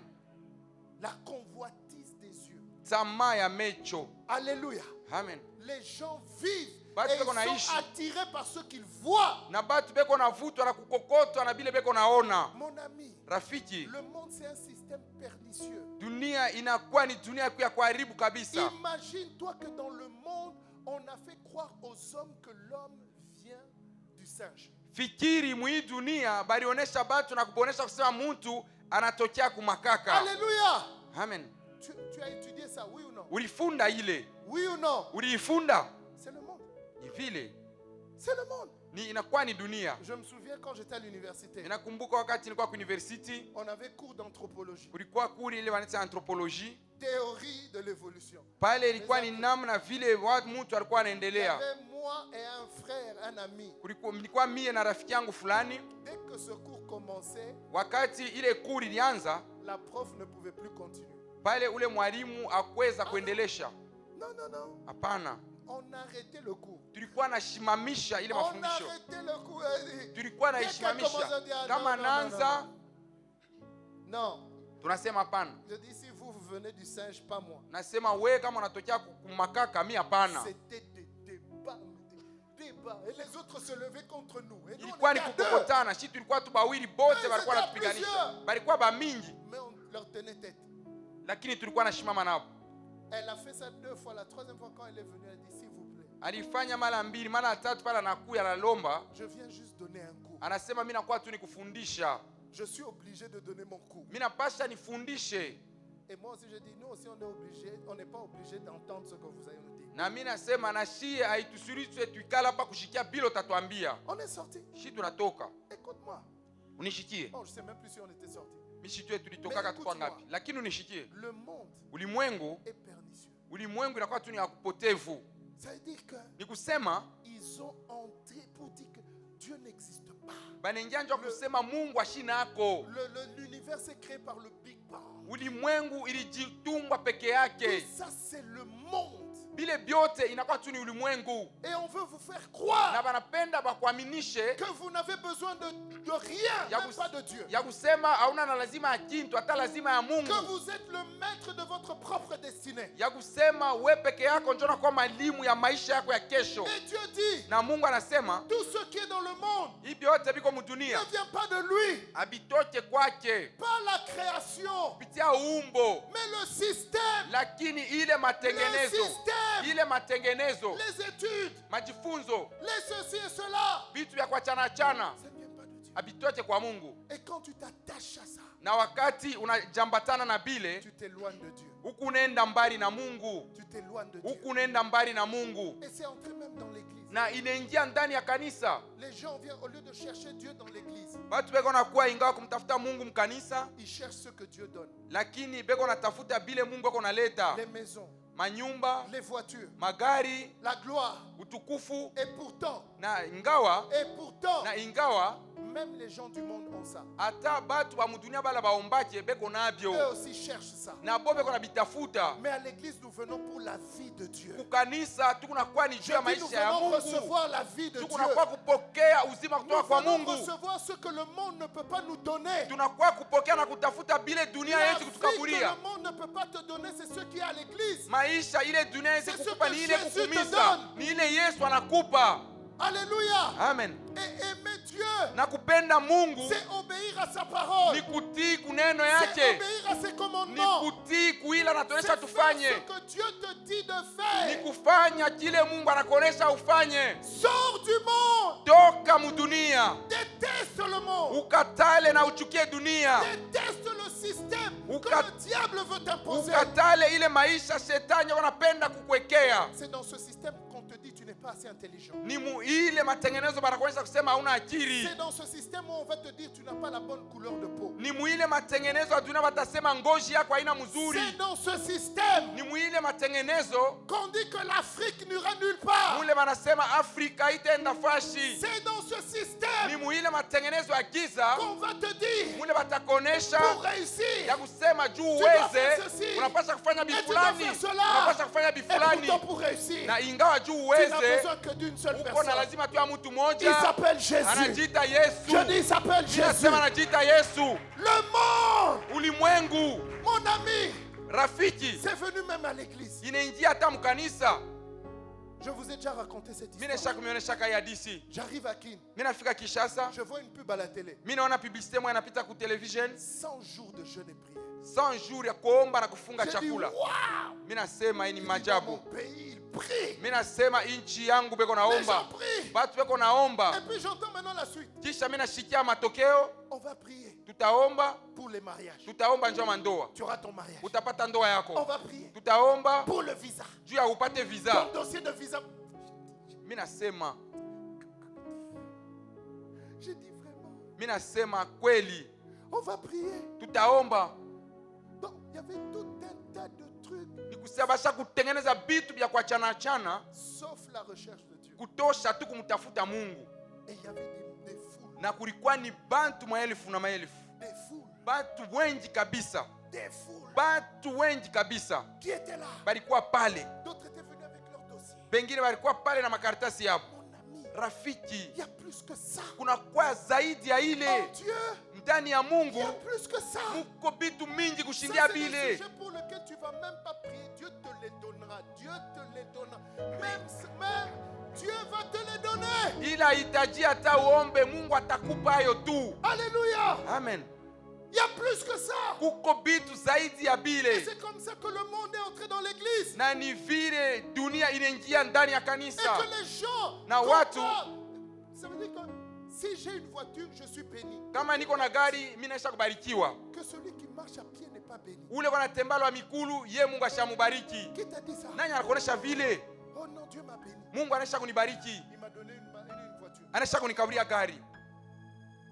Tu étais béni avant même d'avoir la voiture. Ulibarikiwa mbele upate ile gari. La voiture n'est Gari, qu'une miette de la manifestation de la bénédiction. gari tu ni kabaraka kaloko kwile Mungu anaisha kukutayarishia. Tu es béni Unaisha kubarikiwa pale parce wiko. que Christ est en toi. Tu Kristo eko ndani yako. C'est pour ça que tu es béni. Ni kwa ile unaisha Et kubarikiwa. la Bible dit tu es béni de toutes sortes de Na bénédictions. Biblia inasema unabarikiwa na mabaraka kwa chana chana. Le monde est entré dans le. Ulimwengu, dunia inaingia ndani ya kanisa. Les gens se comparent. Batu wanaanza kujilinganisha. Les gens se comparent. Batu wanaanza kujilinganisha, Par kujifananisha. rapport à ceux qu'ils ont et ceux qui n'ont pas. Kufatana na bile beko nabyo na bila bana nabyo. Les gens s'envient. Batu wanaanza kujitamania. Les gens. Batu, On aura d'ici peu le nouvel an. hapa tutakuwa na mwaka mpya. On va voir Tutaona, les robes. utaona mankanjo. Non, il ne faut pas fuir, il faut venir. Hapana kukimbia, ukuye tu. Ce que je suis en train de te dire, Ile niko nakwambia, il ne faut pas aller voler hapana kwenda kuiba. pour le réveillon. Hapana kuiba njoo ya karamu yetu tutakuwa nayo ya réveillon, ya makeshi. Hapana kufanya vile. Prends ton ancienne robe, Beba ile nkanjo kwa zamani ile, emmène-la au pressing. uipeleke ku pressing. Prends tes anciennes chaussures, Beba bile bilato vya zamani, mets le cirage weka siraji, tengeneza vyo mzuri et viens. na ukuye paka vile. Viens. Ukuye, Est-ce que tu vas mourir? utakufa. Souvent, je vois, surtout les sœurs. Zaidi badada. Je vais parler aux frères parce que les Mitasema na sœurs vont wandugu. me fusiller aujourd'hui. Les sœurs, Badada. sur vous les célibataires, préparez-vous. Mwe mujitayarishe bambaraka. Tu vas voir Utaona, dans ton closet, ta garde-robe. utaona mule mgarderobe yako, Toi, tu as le 1/4. wewe kuna mangoa tu kidogo hivi. Elle a le 3/4. Ye kuna ile ingine ya mingi ni yake. Est-ce qu'il y a un frère qui peut m'encourager? Kuko ndugu mwanaweza kunisaidia. Et puis tu vas voir, Utaona elle se met devant. anashimama mbele, Elle regarde, anaangalia, elle regarde. anaangalia tena, Je n'ai plus de vêtements. anasema mishina na manguo. Ah,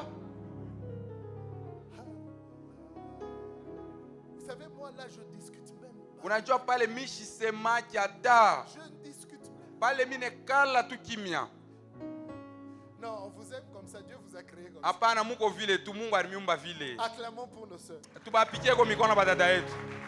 Alléluia. Amen.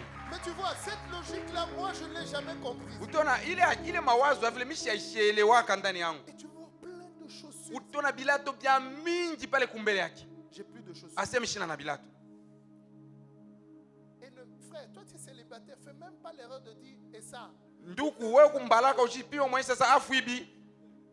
Là, moi, je dis rien. Je passe seulement. Pale mishi ni kimya, ni kupita tu kimya. Comme si j'ai rien entendu. Ikusamishi kushikia lwangu.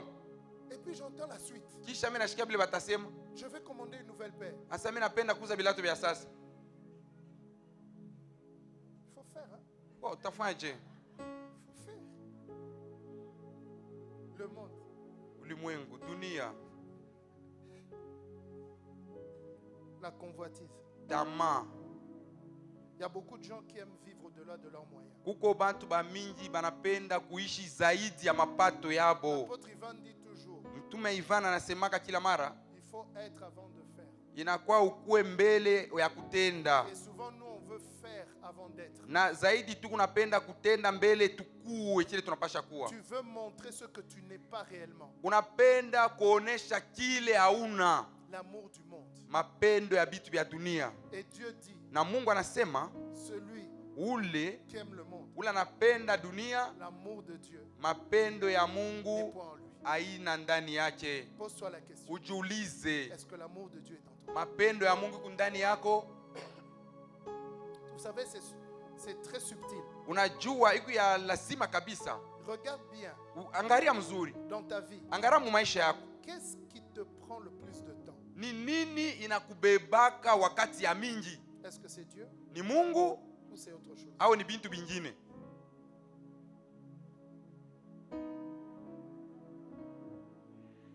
Dieu nous prépare. Mungu eko natutayarisha. Dieu nous prépare. Mungu eko natutayarisha. Dieu te prépare. Mungu eko nakutayarisha. Deuxième point, Nukta ya pili, ne vis pas selon la chair. hapana kuishi kufuatana na mwili. Tout à l'heure, j'ai parlé du monde. Sasa hivi mimi nisemezea dunia, Maintenant, je parle de la chair. hapa mimi nasemezea natazamia mwili. Le monde, Ulimwengu c'est un système inakuwa ni matengenezo fulani, qui nous environne. ile inakuwa kando kando yetu. La chair, Mwili nayo c'est un système inakuwa ni matengenezo, qui est en toi. ile iko ndani yako, Qui est en toi. iko ndani yako. C'est un système. Inakuwa ni matengenezo fulani, Ce n'est pas les muscles. aina hii nyama tunakuwa Ce na n'est pas la mishipa, peau. aina ngozi tukunayo, La chair, c'est un système. lakini ile mwili tunasema inakuwa ni matengenezo nayo Et ce vile. système est géré Na ile matengenezo inaangaliwa, par les sens, inaangaliwa na mania, les 5 sens. mania 5. L'odorat, Inakuwa kusikia harufu, l'ouïe, wala mashikio, la vue, wala kuona, le goût, wala kusikia palurimi, le toucher. wala kugusa. C'est ça, Ile la chair. ni ile inakuwa mwili. La chair, c'est pas les yeux. Mwili haina mecho, Mais la chair lakini mwili a la vue. mwili inakuwa na kuona. La chair, c'est pas les oreilles. Mwili haina tu mashikio, Mais la chair, lakini mwili c'est tous ces éléments ni ile bitu byote qui kuchanga prennent pamoja, les informations, ile biku nabeba matangazo kwa qui chana sont chana, attirées par la convoitise ile iku natazamia tamaa et qui veut te l'imposer. na inapenda ikwekebyo pa maisha yako. Il y a des hommes, Kunakuwa watu vous n'arrivez pas à ne pas regarder les femmes. aufike tu mkipimo cha kuangalia hata wanawake. Et je ne parle pas de regarder, juste regarder. Michisemezee tu kuangalia tu kuangalia, Je parle de regarder avec convoitise. niku nasemezea kuangalia na kutamania. Et il y a aussi des sœurs. Na wadada vile vile C'est exactement la même chose. ni paka namna moya moya Exactement. vile vile. Quand tu vois un frère, Kama unaona ndugu tes sens, tes hormones commencent à bouger. pale, unaona mwili yako inaanza kutenka, Et tout ça, na vile vyote c'est la chair. inakuwa ni Et mwili, tu dois te débarrasser de ça. na unapasha kuachana na Il ile. y a beaucoup de gens, Kunakuwa watu wengi les pensées mawazo sont pourries. mawazo yashakuoza, Pourries. mawazo ya kuharibika. Ça veut dire ton système de pensée là. Ni kusema namna yako ya kuwaza. Oh Seigneur, Bwana, révèle-moi les pensées de chaque personne. unikaburie, unifunulie mawazo ya kila mtu. Ouh, je commence à voir. Minaanza kuona, Je commence à voir. minaanza kuona, Je commence à voir. minaanza kuona. Il y a quelqu'un qui est en train de dire, Seigneur, cache mes pensées. Huku mmoja kunasema, Mungu fichika kwa mawazo yangu. Alléluia. Amen. C'est-à-dire, tu te fais des pensées pourries, bidons. Ni kusema huku najifanya mawazo ya kuharibika, ya kuoza. Sache déjà Ujue que ya kusema si tu te vois dans le lit kama unajiona mkitanda avec une sœur na dada fulani, que soi-disant tu veux épouser, ingawa ule unafia kuoa, c'est la chair. ile ni kimwili, C'est pas ta femme. ana bibi yako. Aïe. Et si toi aussi, sœur, tu te vois avec un frère comme ça, c'est pas ton mari. Na we dada kama unajiona vile na ndugu, ashina mume wako. Et Dieu n'aime pas ce qu'il voit dans tes pensées. Na Mungu upende bile biku mu mawazo yako. Alléluia. Amen. Romains 8 à partir du verset 5. Écoute, je sais que cette parole, c'est pas pour... Minajua hii neno aina yako. C'est pas pour tout le monde, mais c'est pour plusieurs. Aina ya watu wote lakini ni ya wengi. La Bible dit ceux en effet qui vivent selon la chair Biblia nasema kwa kuna wale wanaishi kufuatana na kimwili, s'affectionnent aux choses de la chair. wao watambatana na vitu vya Tandis kimwili. que ceux qui vivent selon l'esprit Ingawa wao wanakuwa naisha kupitia s'affectionnent kiroho, aux choses de l'esprit. nao watambatana na vitu vya kiroho. Et l'affection de la chair, c'est quoi? La mort. Na mapendo ya vitu ya kimwili ni lufu, matokeo. Tandis que l'affection de l'esprit, c'est la vie et la paix. Ingawa kikwenda mapendo ya vitu ya kiroho inakuwa ni uzima na Car salama. l'affection de la chair est inimitié contre Dieu. Wala mapendo ya mwili inakuwa ni machukizo Parce mbele ya qu'elle ne Mungu, se soumet pas à la loi de Dieu. kwani haifuatani na kujishusha kwa sheria ya Et qu'elle ne Mungu, le peut même pas. na haiweze hata mara moja. Or, Ingawa ceux qui vivent selon la chair wao wanaishi kufuatana na ne kimwili, sauraient plaire à Dieu. abataweza kumfurahisha Mungu. Or, Ingawa dans l'église, ndani ya il y kanisa a beaucoup de gens qui vivent selon la chair. kunakuwa watu wengi wanaishi kufuatana na kimwili. Dans 1 Corinthiens 2 vers la fin, Wakorinto wa kwanza sura ya pili mwisho, l'apôtre Paul parle des chrétiens charnels. mtume Paulo anasemezea Wakristo wa kimwili. Il parle des chrétiens charnels. Eko nasemezea Wakristo wa kimwili. Et quand tu vis selon la chair, tu ne peux pas plaire à Dieu. Na wakati huku naishi kufuatana na kimwili hautaweza kumfurahisha Mungu. Tu viens à l'église, Huku nakuya kukanisa, mais tout ce que tu fais, lakini bile bioto ton kunafanya système de pensée, namna yako ya kuwaza, tu n'obéis qu'à la chair. uko nafata na kushikia paka mwili yako. On a jeûné 40 jours. Oui ou non? Tulifunga chakula hapa. La sœur Marie a donné un témoignage. Dada yetu Maria aleta On ushuhuda. a jeûné 40 jours. Tulifunga chakula hapa, Mais toi, lakini weye tu as jeûné 5 jours. weye ulifunga tu chakula masiku 5. Il y en a même qui c'était 3 jours. Kuku wengine ilikuwa tu ni masiku 3. Il y en a c'était 0. Kuku wengine hata siku moja kufunge chakula na kuomba. Pourquoi? Juu ya nini? Parce que ton corps te disait il faut manger. Ni juu mwili yako ilikuwa nakuambia na kwa lazima Il faut ukuye. manger. Unapasha kuria. Il faut manger. Unapasha kuria. Il faut manger. Unapasha kuria. Mais j'aimerais te dire, Mimi napenda kukwambia il y aura une différence kutakuwa achanisho à un certain moment mwakati fulani entre ceux qui vivent par l'esprit bale beko naishi kupitia et kiroho ceux qui vivent par la na chair. bale beko naishi kupitia Parce que kimwili. ceux qui ont jeûné 40 jours, Bale balifunga chakula na kuomba, ils ont entendu l'appel de Dieu. bale balisikia mwito ya Mungu, Ils ont entendu. bale balisikia Dieu nous a appelés Mungu alitualika, dans sa présence. alituita mbele wapo wake. Et toi, Na weye tu t'es donné des raisons. weye ulikuwa nasema kupaka na aina kwa chana chana. Dieu te dit de prier. Mungu anakuonesha ombe, Tu dors. unalala. Dieu te dit, Mungu anakuonesha arrête de regarder ce que tu regardes. acha kuangalia bila kunaangalia, Tu continues. unaendelea paka na Arrête kuangalia. la masturbation. Acha kuzini, Tu continues. wewe unaendelea tu. Arrête Acha la pornographie. acha kuangalia ile vitu Tu vibaya, continues. wewe unaendelea. Arrête les pensées impures. Acha mawazo Tu ya continues. mubaya, wewe unaendelea Et paka tu crois na unaaminia que Dieu ne voit ya rien. kusema Mungu Non, akuone. le pasteur ne te voit pas. Pastori ashikone, Ton responsable ne te voit pas. ule anakuwa wa juu yako Mais ashikone, Dieu te voit. lakini Mungu eko nakona. Dieu te voit. Mungu eko nakona. Parce que même quand tu fais tout ça, tu es quand même son temple. Hata wakati unafanya vile vyote, wewe uko hekalu ya Mungu. Dieu te voit. Mungu eko nakona. Et Dieu n'est pas content Na de ceux qui Mungu voient. ashifurahi na bile Il konona dit maisha ceux qui yako. vivent selon la chair Anasema- ne sauraient plaire à Dieu. Wale bote beko naishi kupitia kimwili hawatamfurahisha Mungu. Tu ne peux pas plaire à Dieu Hauwezi kumfurahisha Mungu si tu vis selon la chair. kama huku naishi kufuatana na dis pas, kimwili. Na hapana kusema, Pasteur, hapana kusema mchungaji, c'est plus fort que moi. ni cha nguvu Non, kinanishindia. non, c'est pas plus fort. Akina cha nguvu. On ne te condamne pas. Hatukuhukumu, Mais c'est pas plus fort que lakini akina cha nguvu kukushindia we mwenyewe. tu as l'esprit de Dieu en toi. Uko na roho ya Mungu ndani yako. Il est là pour t'aider. Eko hapa njoo kukusaidia. Mets-moi un peu 1 Corinthiens 10, verset 13. Kutoka Korinto wa kwanza sura ya 10. Tu vas comprendre que ce n'est pas plus fort que toi. Utaelewa ya kusema akina cha nguvu kukushindia. Alléluia. Amen. Oh my God, je dois arrêter. Mungu tunaanza fika mwisho. 13, verset 13. Ce n'est pas plus fort que toi. Aina ya nguvu kukushindia. Écoute ce que la Bible dit. Ile Biblia inasema, Aucune tentation. Dis avec moi aucune. sema pamoja nami, tentation ne hakuna vous est survenue inaweza qui kumifikia n'ait été humaine. haiweza kuwa ya kimutu ya kibinadamu. Tu sais ce que ça veut dire? Unajua ni kusema nini? Ça veut dire que la tentation que tu vis, tous les hommes vivent les mêmes Ni tentations. kusema kile kikwazo uko nacho batu bote banakishaka, Tous les hommes. batu bote, Tous les hommes. batu bote. Alléluia. Amen.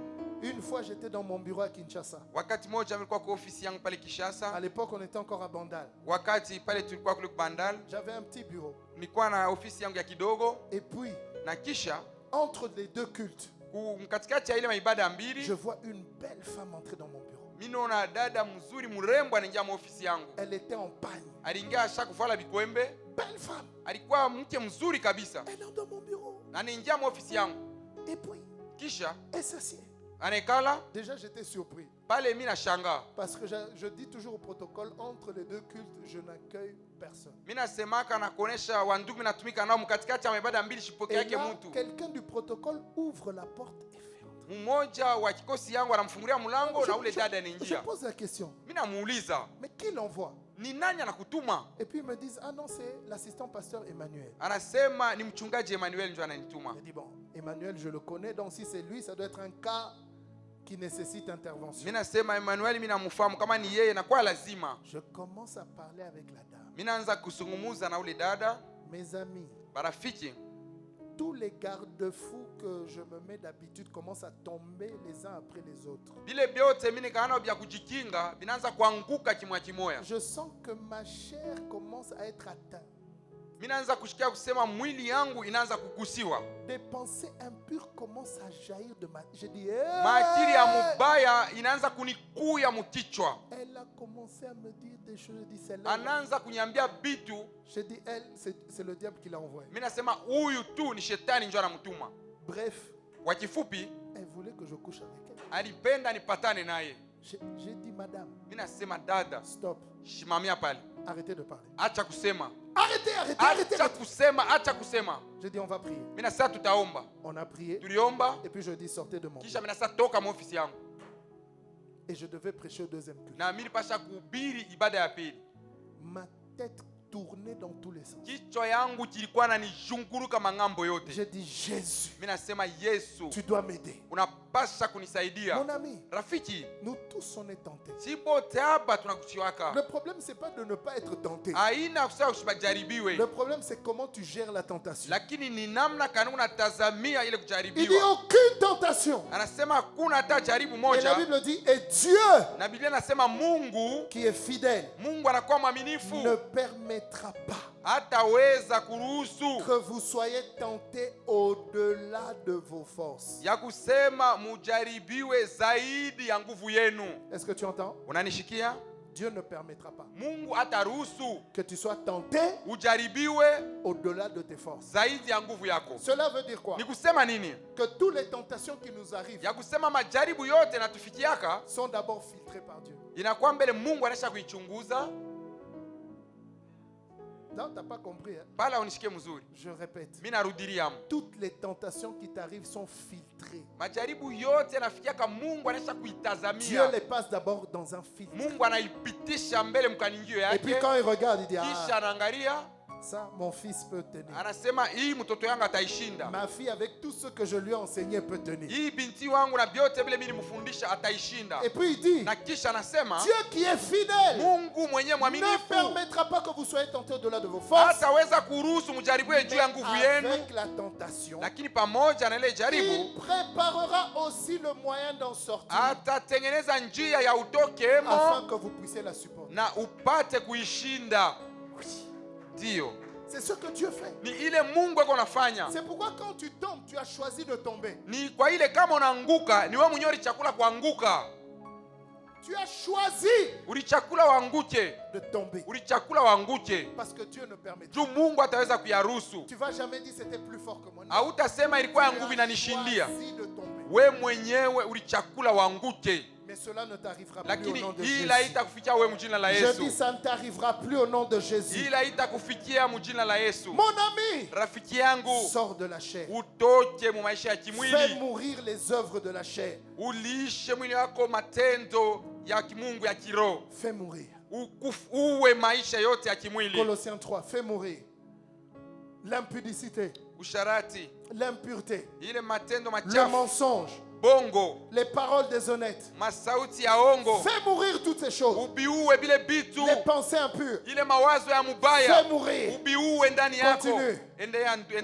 L'idolâtrie, la cupidité. Il dit c'est à cause de ces choses que la colère de Dieu vient sur les fils de la rébellion. Ni Vas-y. kupitia hivi vitu vyote Parmi kasira Mungu lesquels nous anafika. marchions autrefois. Kupitia bile tulikuwa natembelea zamani.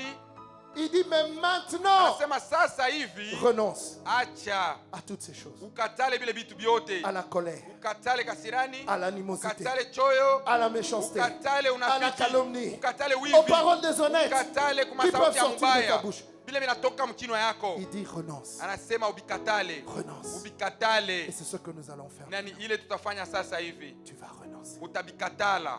Tu vas renoncer. Utakatala. Toi-même, tu sais. Wewe peke yako unajua. Tu sais. Unajua. Il y a des choses Unajua kuko bitu, auxquelles kuko bile, tu dois renoncer. bile unapasha kukatala leo.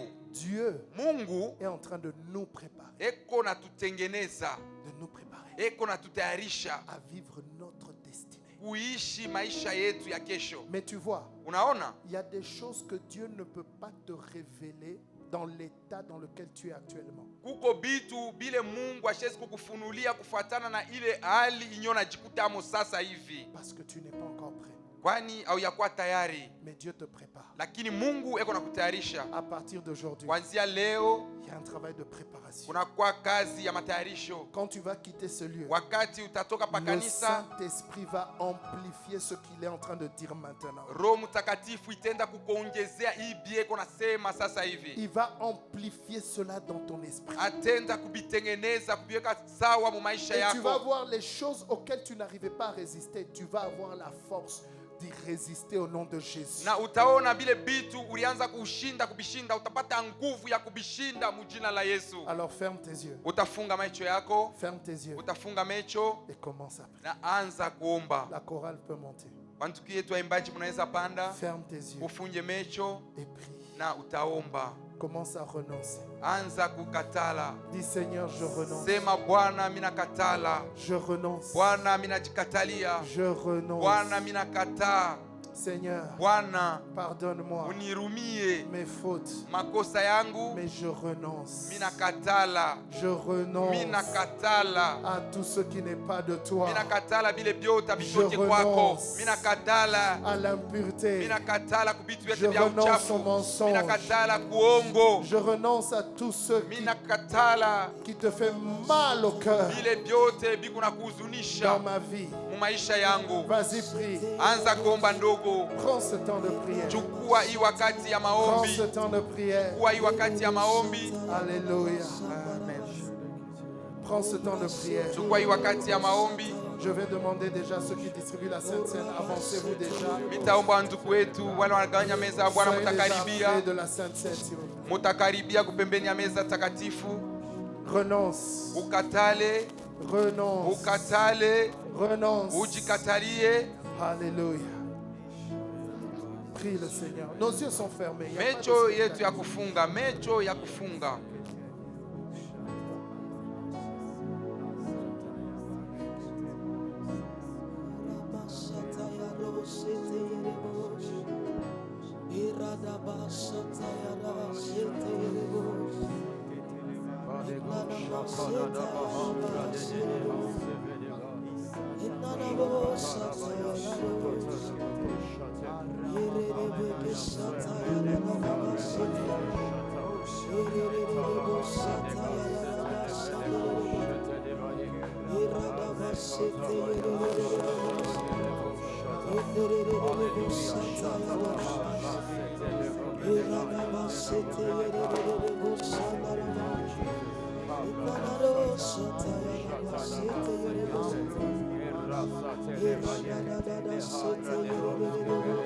Seigneur, ta grâce ce matin, ta Bwana, grâce, neema yako ta asubuhi. grâce, ta grâce, Neema ta yako, grâce, ta neema grâce, yako, neema ta yako. grâce, Seigneur, ta Neema grâce. yako, neema yako. Bien-aimé, écoute-moi. Mpendwa, unishikie. Tu dois prendre une décision. Unapasha kuchukua mpango asubuhi ya leo. Dieu va t'aider. Mungu atakuwezesha. Il n'y a aucun péché Hakuna hata dhambi moja que Jésus n'a pas triomphé à la croix. ile Yesu akushinde kumsalaba. Tu dois prendre juste une décision Unapasha kuchukua mpango et dire au Seigneur, na kusema na Bwana, Seigneur, je me mets à part pour toi. Bwana, mimi najiachilia kwako. Je sors du monde. Mimi natoka mudunia. Je fais taire la chair Mimi naikarisha kimya mwili et je me mets à part pour toi. na mimi najiweka kupembeni kwa ajili yako. Vas-y, prie encore durant 1 minute. Omba tena kwa dakika moja. Parle à Dieu durant 1 minute. Umuoneshe Mungu kupitia dakika moja Et prends cette décision. na uchukue ile mpango ndani yako.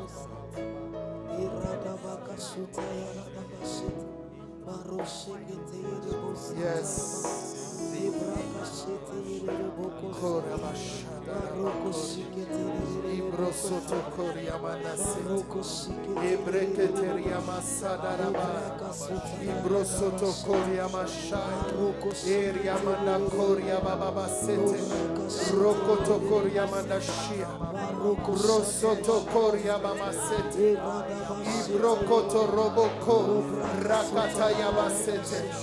Merci Seigneur. Asante Bwana. Au nom de Jésus. Mujina la Yesu. Maintenant, tenons-nous tous debout. Sasa sibote tutashimama bwima. Je sais que tu es en bonne santé. Tiens-toi debout. Mimi najua uko na afya njema, mimi nakusihi utashimama. Fermons nos yeux. Tutafunga mecho. Maintenant, tu es là. Uko hapo. Nos yeux sont fermés. Mecho yetu ya kufunga mimi na misi. Tu es là. Uko hapo. Tu veux donner ta vie à Jésus. Unapenda kumwachia Yesu Ça veut maisha dire yako. que jusqu'à ce jour, Ni kusema kupitia mpaka siku ya leo tu as mené une vie qui déshonore Dieu. ulikuwa naishi Quand maisha tu ya regardes ta vie, shetani. Kama unaangalia maisha yako c'est grave. ni maisha ni yaole Et kabisa. tu sais que tu es loin de Dieu. Na unajua kusema mpakali wa Mungu. Mais en ce moment, Dieu te tend la main. Kupitia hii wakati Mungu anakunyoshia mkono, Dieu te dit, Mungu anakuonesha, je veux que tu fasses partie de ma famille. mimi napenda ukuwe mmoja wa jamaa yangu, Que tu deviennes mon enfant. ukuye mwana wangu. Si c'est ton cas, Kama unakuwa hapo, lève la main là où tu es. nyosha mkono yako pale wiko, Lève la main. nyosha mkono yako pale wiko. N'aie pas honte. Hapana kwa na haya. Il y a une main qui est levée. Lève la main. Uko mkono mwa iko pale, asante Mungu. Lève la main. Mkono iko pale, nyosha Lève-la bien mkono. haut. Bien haut. Nyosha mkono yako juu ionekaniche, mimi nakusi. N'aie pas honte. Hapana kwa na haya. À partir d'aujourd'hui, Kuanzia leo Dieu va faire quelque chose. Mungu atakufanizia kitu maisha yako. Alléluia. Amen. Toi qui hésites, Weye wingari na jama, lève la main. nyosha mkono Le yako. Saint-Esprit Roho ya Mungu va agir. itakutendea. Merci. Aksanti. Dieu voit Mungu eko naona. ta décision. Mungu eko naona mpango ile unachukua. Et les portes des cieux seront ouvertes. Na milango ya mbinguni itakufunguliwa asubuhi ya leo. Maintenant, toi et toute l'église, nous allons répéter Sasa cette weye pamoja na shi bote kanisa mzima parole. Seigneur Jésus, tutasema Bwana Yesu, ce matin, asubuhi ya leo je choisis mimi nakuchagua. de te donner ma vie. Mimi nachagua nikupe maisha Je yangu. t'ouvre mon cœur Mimi nakufungulia roho yangu et je t'accepte na mimi nakuichika comme mon Seigneur kama Bwana et wangu mon na Sauveur. Mwokozi À wangu. partir d'aujourd'hui, Kuanzia leo ma vie t'appartient. maisha yangu inakuwa yako. Aide-moi Uniwezeshe à t'honorer nikuheshimu tous les jours de ma vie. kila siku ya maisha yangu. Aide-moi Uniwezeshe à marcher dans ta présence. nitembee mwapo wako. Saint-Esprit, Roho Mtakatifu remplis-moi. unijaze. Seigneur Jésus, Bwana Yesu lave-moi unioshe par ton sang kupitia précieux. damu yako ya bei. Merci Seigneur. Aksanti Bwana, Je suis ton enfant miko mtoto yako et je t'appartiens. na miko wako. Au nom de Jésus. Mujina la Yesu. Amen. Amen. Maintenant, nous allons partager la Sainte Seine. Tutagawanya, tutapita kumeza takatifu ya Bwana. Et aujourd'hui, quand tu passes à la table du Seigneur, Na leo wakati unapita kumeza takatifu ya Bwana, bien-aimé, mpendwa, que cette Sainte Seine hii meza takatifu ya Bwana puisse te rendre conscient ikufanye ukuwe na dhamiri safi que tu as la victoire sur la chair ya kusema unakuwa na ushindi et sur kupitia le monde. kimwili na kupitia ulimwengu. Non de tes propres forces, Hapana mbali ya nguvu yako mwenyewe, mais parce que Jésus lakini juu tu Yesu, a vaincu le monde Yesu alishinda dunia et il a vaincu la chair. na alishinda vile vile mwili. C'est pourquoi Ni kwa ile Tu entres dans une saison unaingia mu wakati où tu vas remporter des victoires sur toute forme de tentation au nom de Jésus. mu wakati ile utapata maushindi majaribu ya kuachana mu jina la Yesu. Alors commence à prier Utaanza maintenant. kuomba sasa. Dis Seigneur, Sema Bwana, je veux t'honorer. mimi napenda kukuheshimu. À partir de maintenant, Kuanzia leo je veux t'honorer. mimi napenda kukuheshimu. Seigneur, Bwana, à partir de maintenant, kuanzia sasa je hivi ne veux plus vivre nisipende kuishi dans le monde. Je dunia. ne veux plus aimer le monde, Nisipende kupenda ni dunia les choses de ce monde. wala vitu vya hii Mais dunia, je veux t'aimer. lakini mimi napenda Et kukupenda je veux te glorifier. na mimi napenda Je kukutukuza. renonce Mimi à tout nakatala, ce qui est de la chair, mimi nakatala maisha yote ya Je kimwili. renonce Mimi nakatala, à toutes ces choses. mimi nakatala hivi vitu Au nom vyote de Jésus. mu jina la Yesu. Commence à prier toi-même. Anza kuomba peke yako sasa. Prie toi-même. Omba peke yako. Prie toi-même. Omba peke yako ndugu. Alléluia. Merci Seigneur. Asante Bwana. Merci Seigneur. Asante À Bwana. la croix tu as dit, Asante kwa msalaba tout ulisema est accompli. yote imekwisha. À la croix tu as dit, Msalaba ulisema tout est accompli. yote imekwisha. Seigneur, Bwana, la victoire sur le monde, ushindi pa la dunia, victoire sur la chair, ushindi kumwili, la victoire ushindi, dans ma vie. ushindi maisha yangu. Merci Seigneur Asante Bwana pour cette victoire. juu ya hii ushindi. Merci Seigneur Asante Bwana pour la vie de Dieu juu ya maisha ya qui Mungu se manifeste en moi. hii unayoonekanisha ndani Au yangu, nom de Jésus. jina la Yesu, Au nom de Jésus. jina la Yesu, Au nom de Jésus. jina la Yesu. Je te rends grâce Mimi nakuita, pour l'œuvre achevée mimi nakuachia de ukombozi Christ à la croix. Kristo kumsalaba. Merci Seigneur. Asante Bwana, À toi l'honneur. kwako heshima Au nom de mu Jésus. jina la Yesu. Alléluia. Amen. La Amen, Bible amen. dit que la nuit où Jésus fut livré, Biblia inasema usiku ile Mungu alitolewa, alors qu'il était avec ses disciples, alikuwa pamoja na wanafunzi wake, il a dit, akasema ceci est mon corps. hii ni mwili wangu. Il a pris le pain, Akachukua il mkate, a rendu grâce, akayavunja na et il a kushukuru, dit, ceci est na mon corps. na akasema hii ni mwili wangu. Brisé pour vous. Akasema imevunjwa kwa ajili yenu. Prenons tous ensemble le corps de Christ. Tuchukue wote pamoja mwili wa Kristo.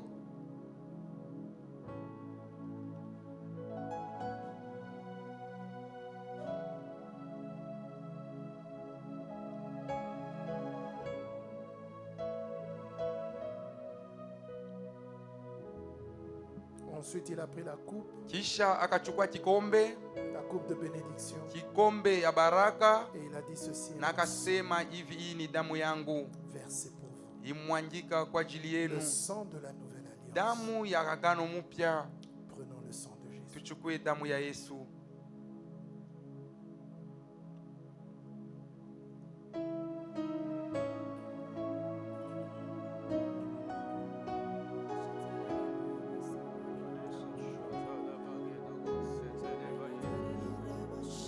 Ce sang te donne la victoire Hii damu inakupa ushindi sur la chair, juu ya mwili, sur le monde. juu ya dunia. Le sang de Jésus Hii damu ya Yesu te donne la victoire inakupa ushindi sur la chair juu ya mwili et sur le monde. na juu ya dunia. Au nom de Jésus, Jina la Yesu. commence à prier. Anza kuomba.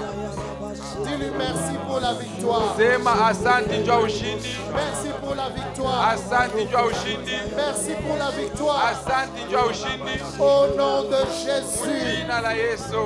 Amen, amen, amen. Amen, Acclamons le Seigneur. Tumshangilie Alléluia. Bwana, tumshangilie Bwana.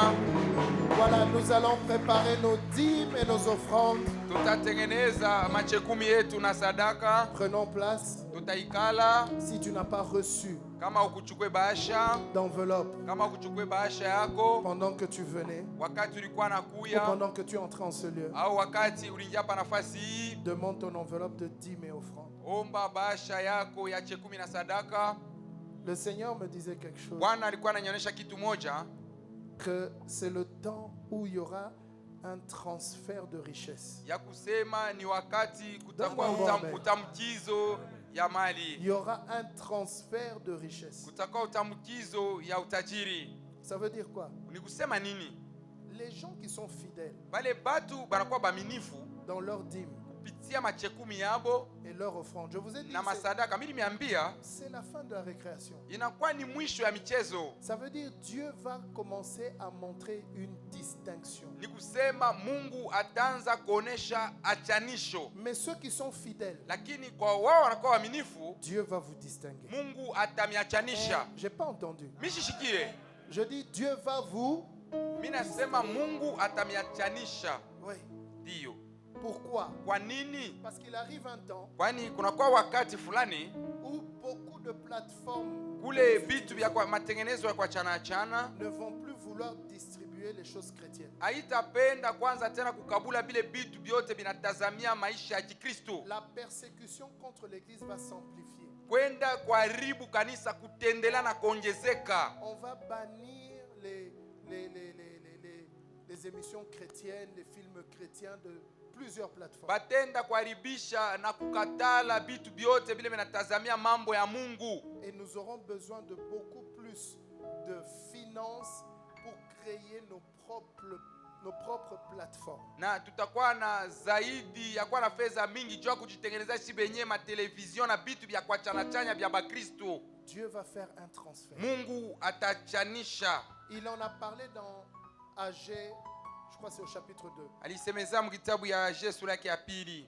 Les richesses des nations viendront vers l'église. Ile mautajiri ya mataifa itakuya itarudilia kanisa. Et quand Dieu dit ça, c'est pas dans la caisse de l'église, c'est dans ton compte bancaire à toi. Na kama Mungu anasema aitazamie tu kanisa, inakuwa mkonti yako kwenye benki. C'est pourquoi mets de l'ordre Ni kwa ile weka usawa. dans la manière dont tu donnes tes dîmes et offrandes. Munamna yako unaleta chekumi na sadaka, weka mo usawa. Parce que Kwani tu vas vivre un niveau de richesse utaishi hatua fulani ya butajiri de manière miraculeuse. Ça sera de manière kwa miraculeuse. namna ya miujiza. Toi-même, tu ne vas pas comprendre comment les choses viennent à toi. Peke yako hautelewa namna kani mabaraka itaanza kukukuia. Le peuple d'Israël Taifa ya Israeli est sorti de l'Égypte ilitoka avec les kumisri, richesses de l'Égypte. balitoka kule kumisri na bitu vya Misri Oui, oui. na utajiri wa Misri. C'est ce qui va t'arriver. Ni ile takufikia weye. Ndio. Quelqu'un va te donner en héritage son entreprise. Mmoja atakukaburia kampuni yake anakuachia hayo. Oui, oui.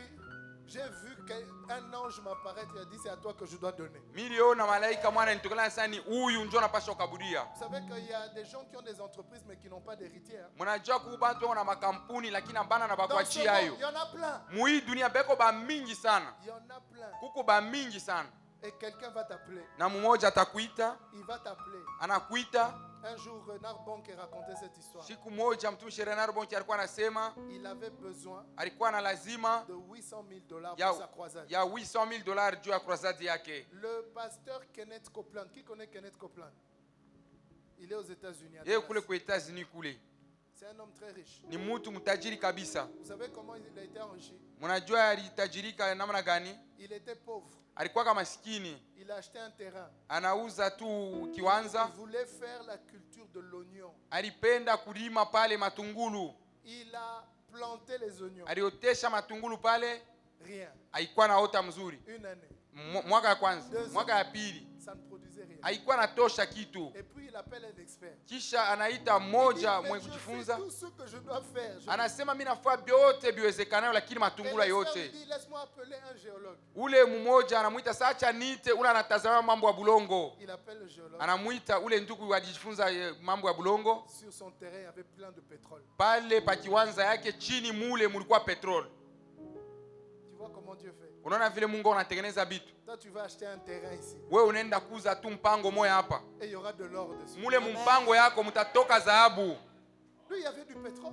Mwake mulikuwa petrol. Et il est devenu jusqu'aujourd'hui producteur de pétrole. Na leo kule kiwanza yake kunakuwa natoka petrol. Et donc, Bonke fait son truc. Na bonke anakuwa anafanya vitu yake kule. Et Dieu parle à Kenneth Copeland. Na Mungu anamsemezea ndugu Kenneth. Il lui dit, fais Anasema, un chèque de $850,000 à mon serviteur Reinhard Bonke qui est en Afrique du Sud. Il ne le connaissait pas. Ashimufamia hata lakini anafanya Il a sheke ya ile cherché fedha. son numéro de téléphone. Anatafuta namba yake ya simu, Il a appelé. anampata, Il dit, frère Raina, anasema ndugu je Rena, suis Kenneth Copeland, tu ne me connais pas. haunifahamu, Mais Dieu m'a dit de te faire un chèque de 850 000 $. lakini Mungu aliniambia nikuandikie sheki ya $850,000. Et à partir de ce jour-là, Na kupitia ile siku il n'avait plus arrêté ashikushimamake à faire des chèques pour Reinhard Bonnke. kwanza kuendelea na kumfanizia Et masheki, c'était devenu 2 grands amis. na balikuwa barafiki bakubwa kabisa. D'ici peu, on va vous montrer le bâtiment, le terrain qu'on veut acheter. Ah, Et pas le tout. bâtiment qu'on veut construire. Tutamionyesha kiwanza kile tunapenda kuuza Je croyais que tu allais être content. na kanisa ile tunapenda kuyenga.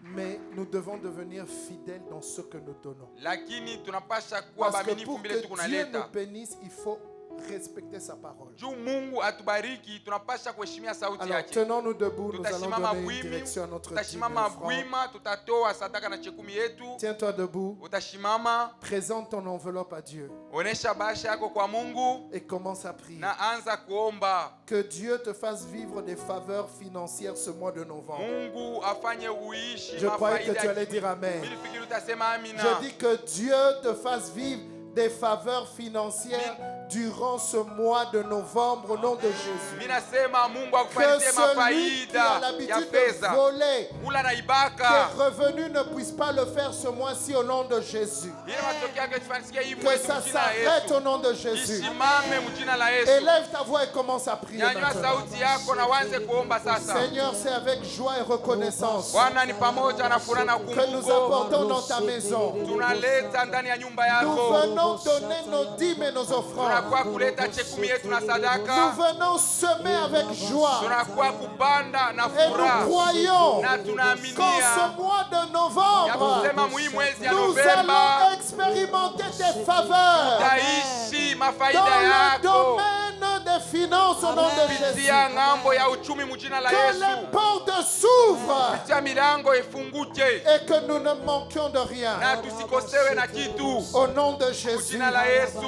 avec reconnaissance. Fuatana na ukumbusho. Amen. Amen. Voilà les-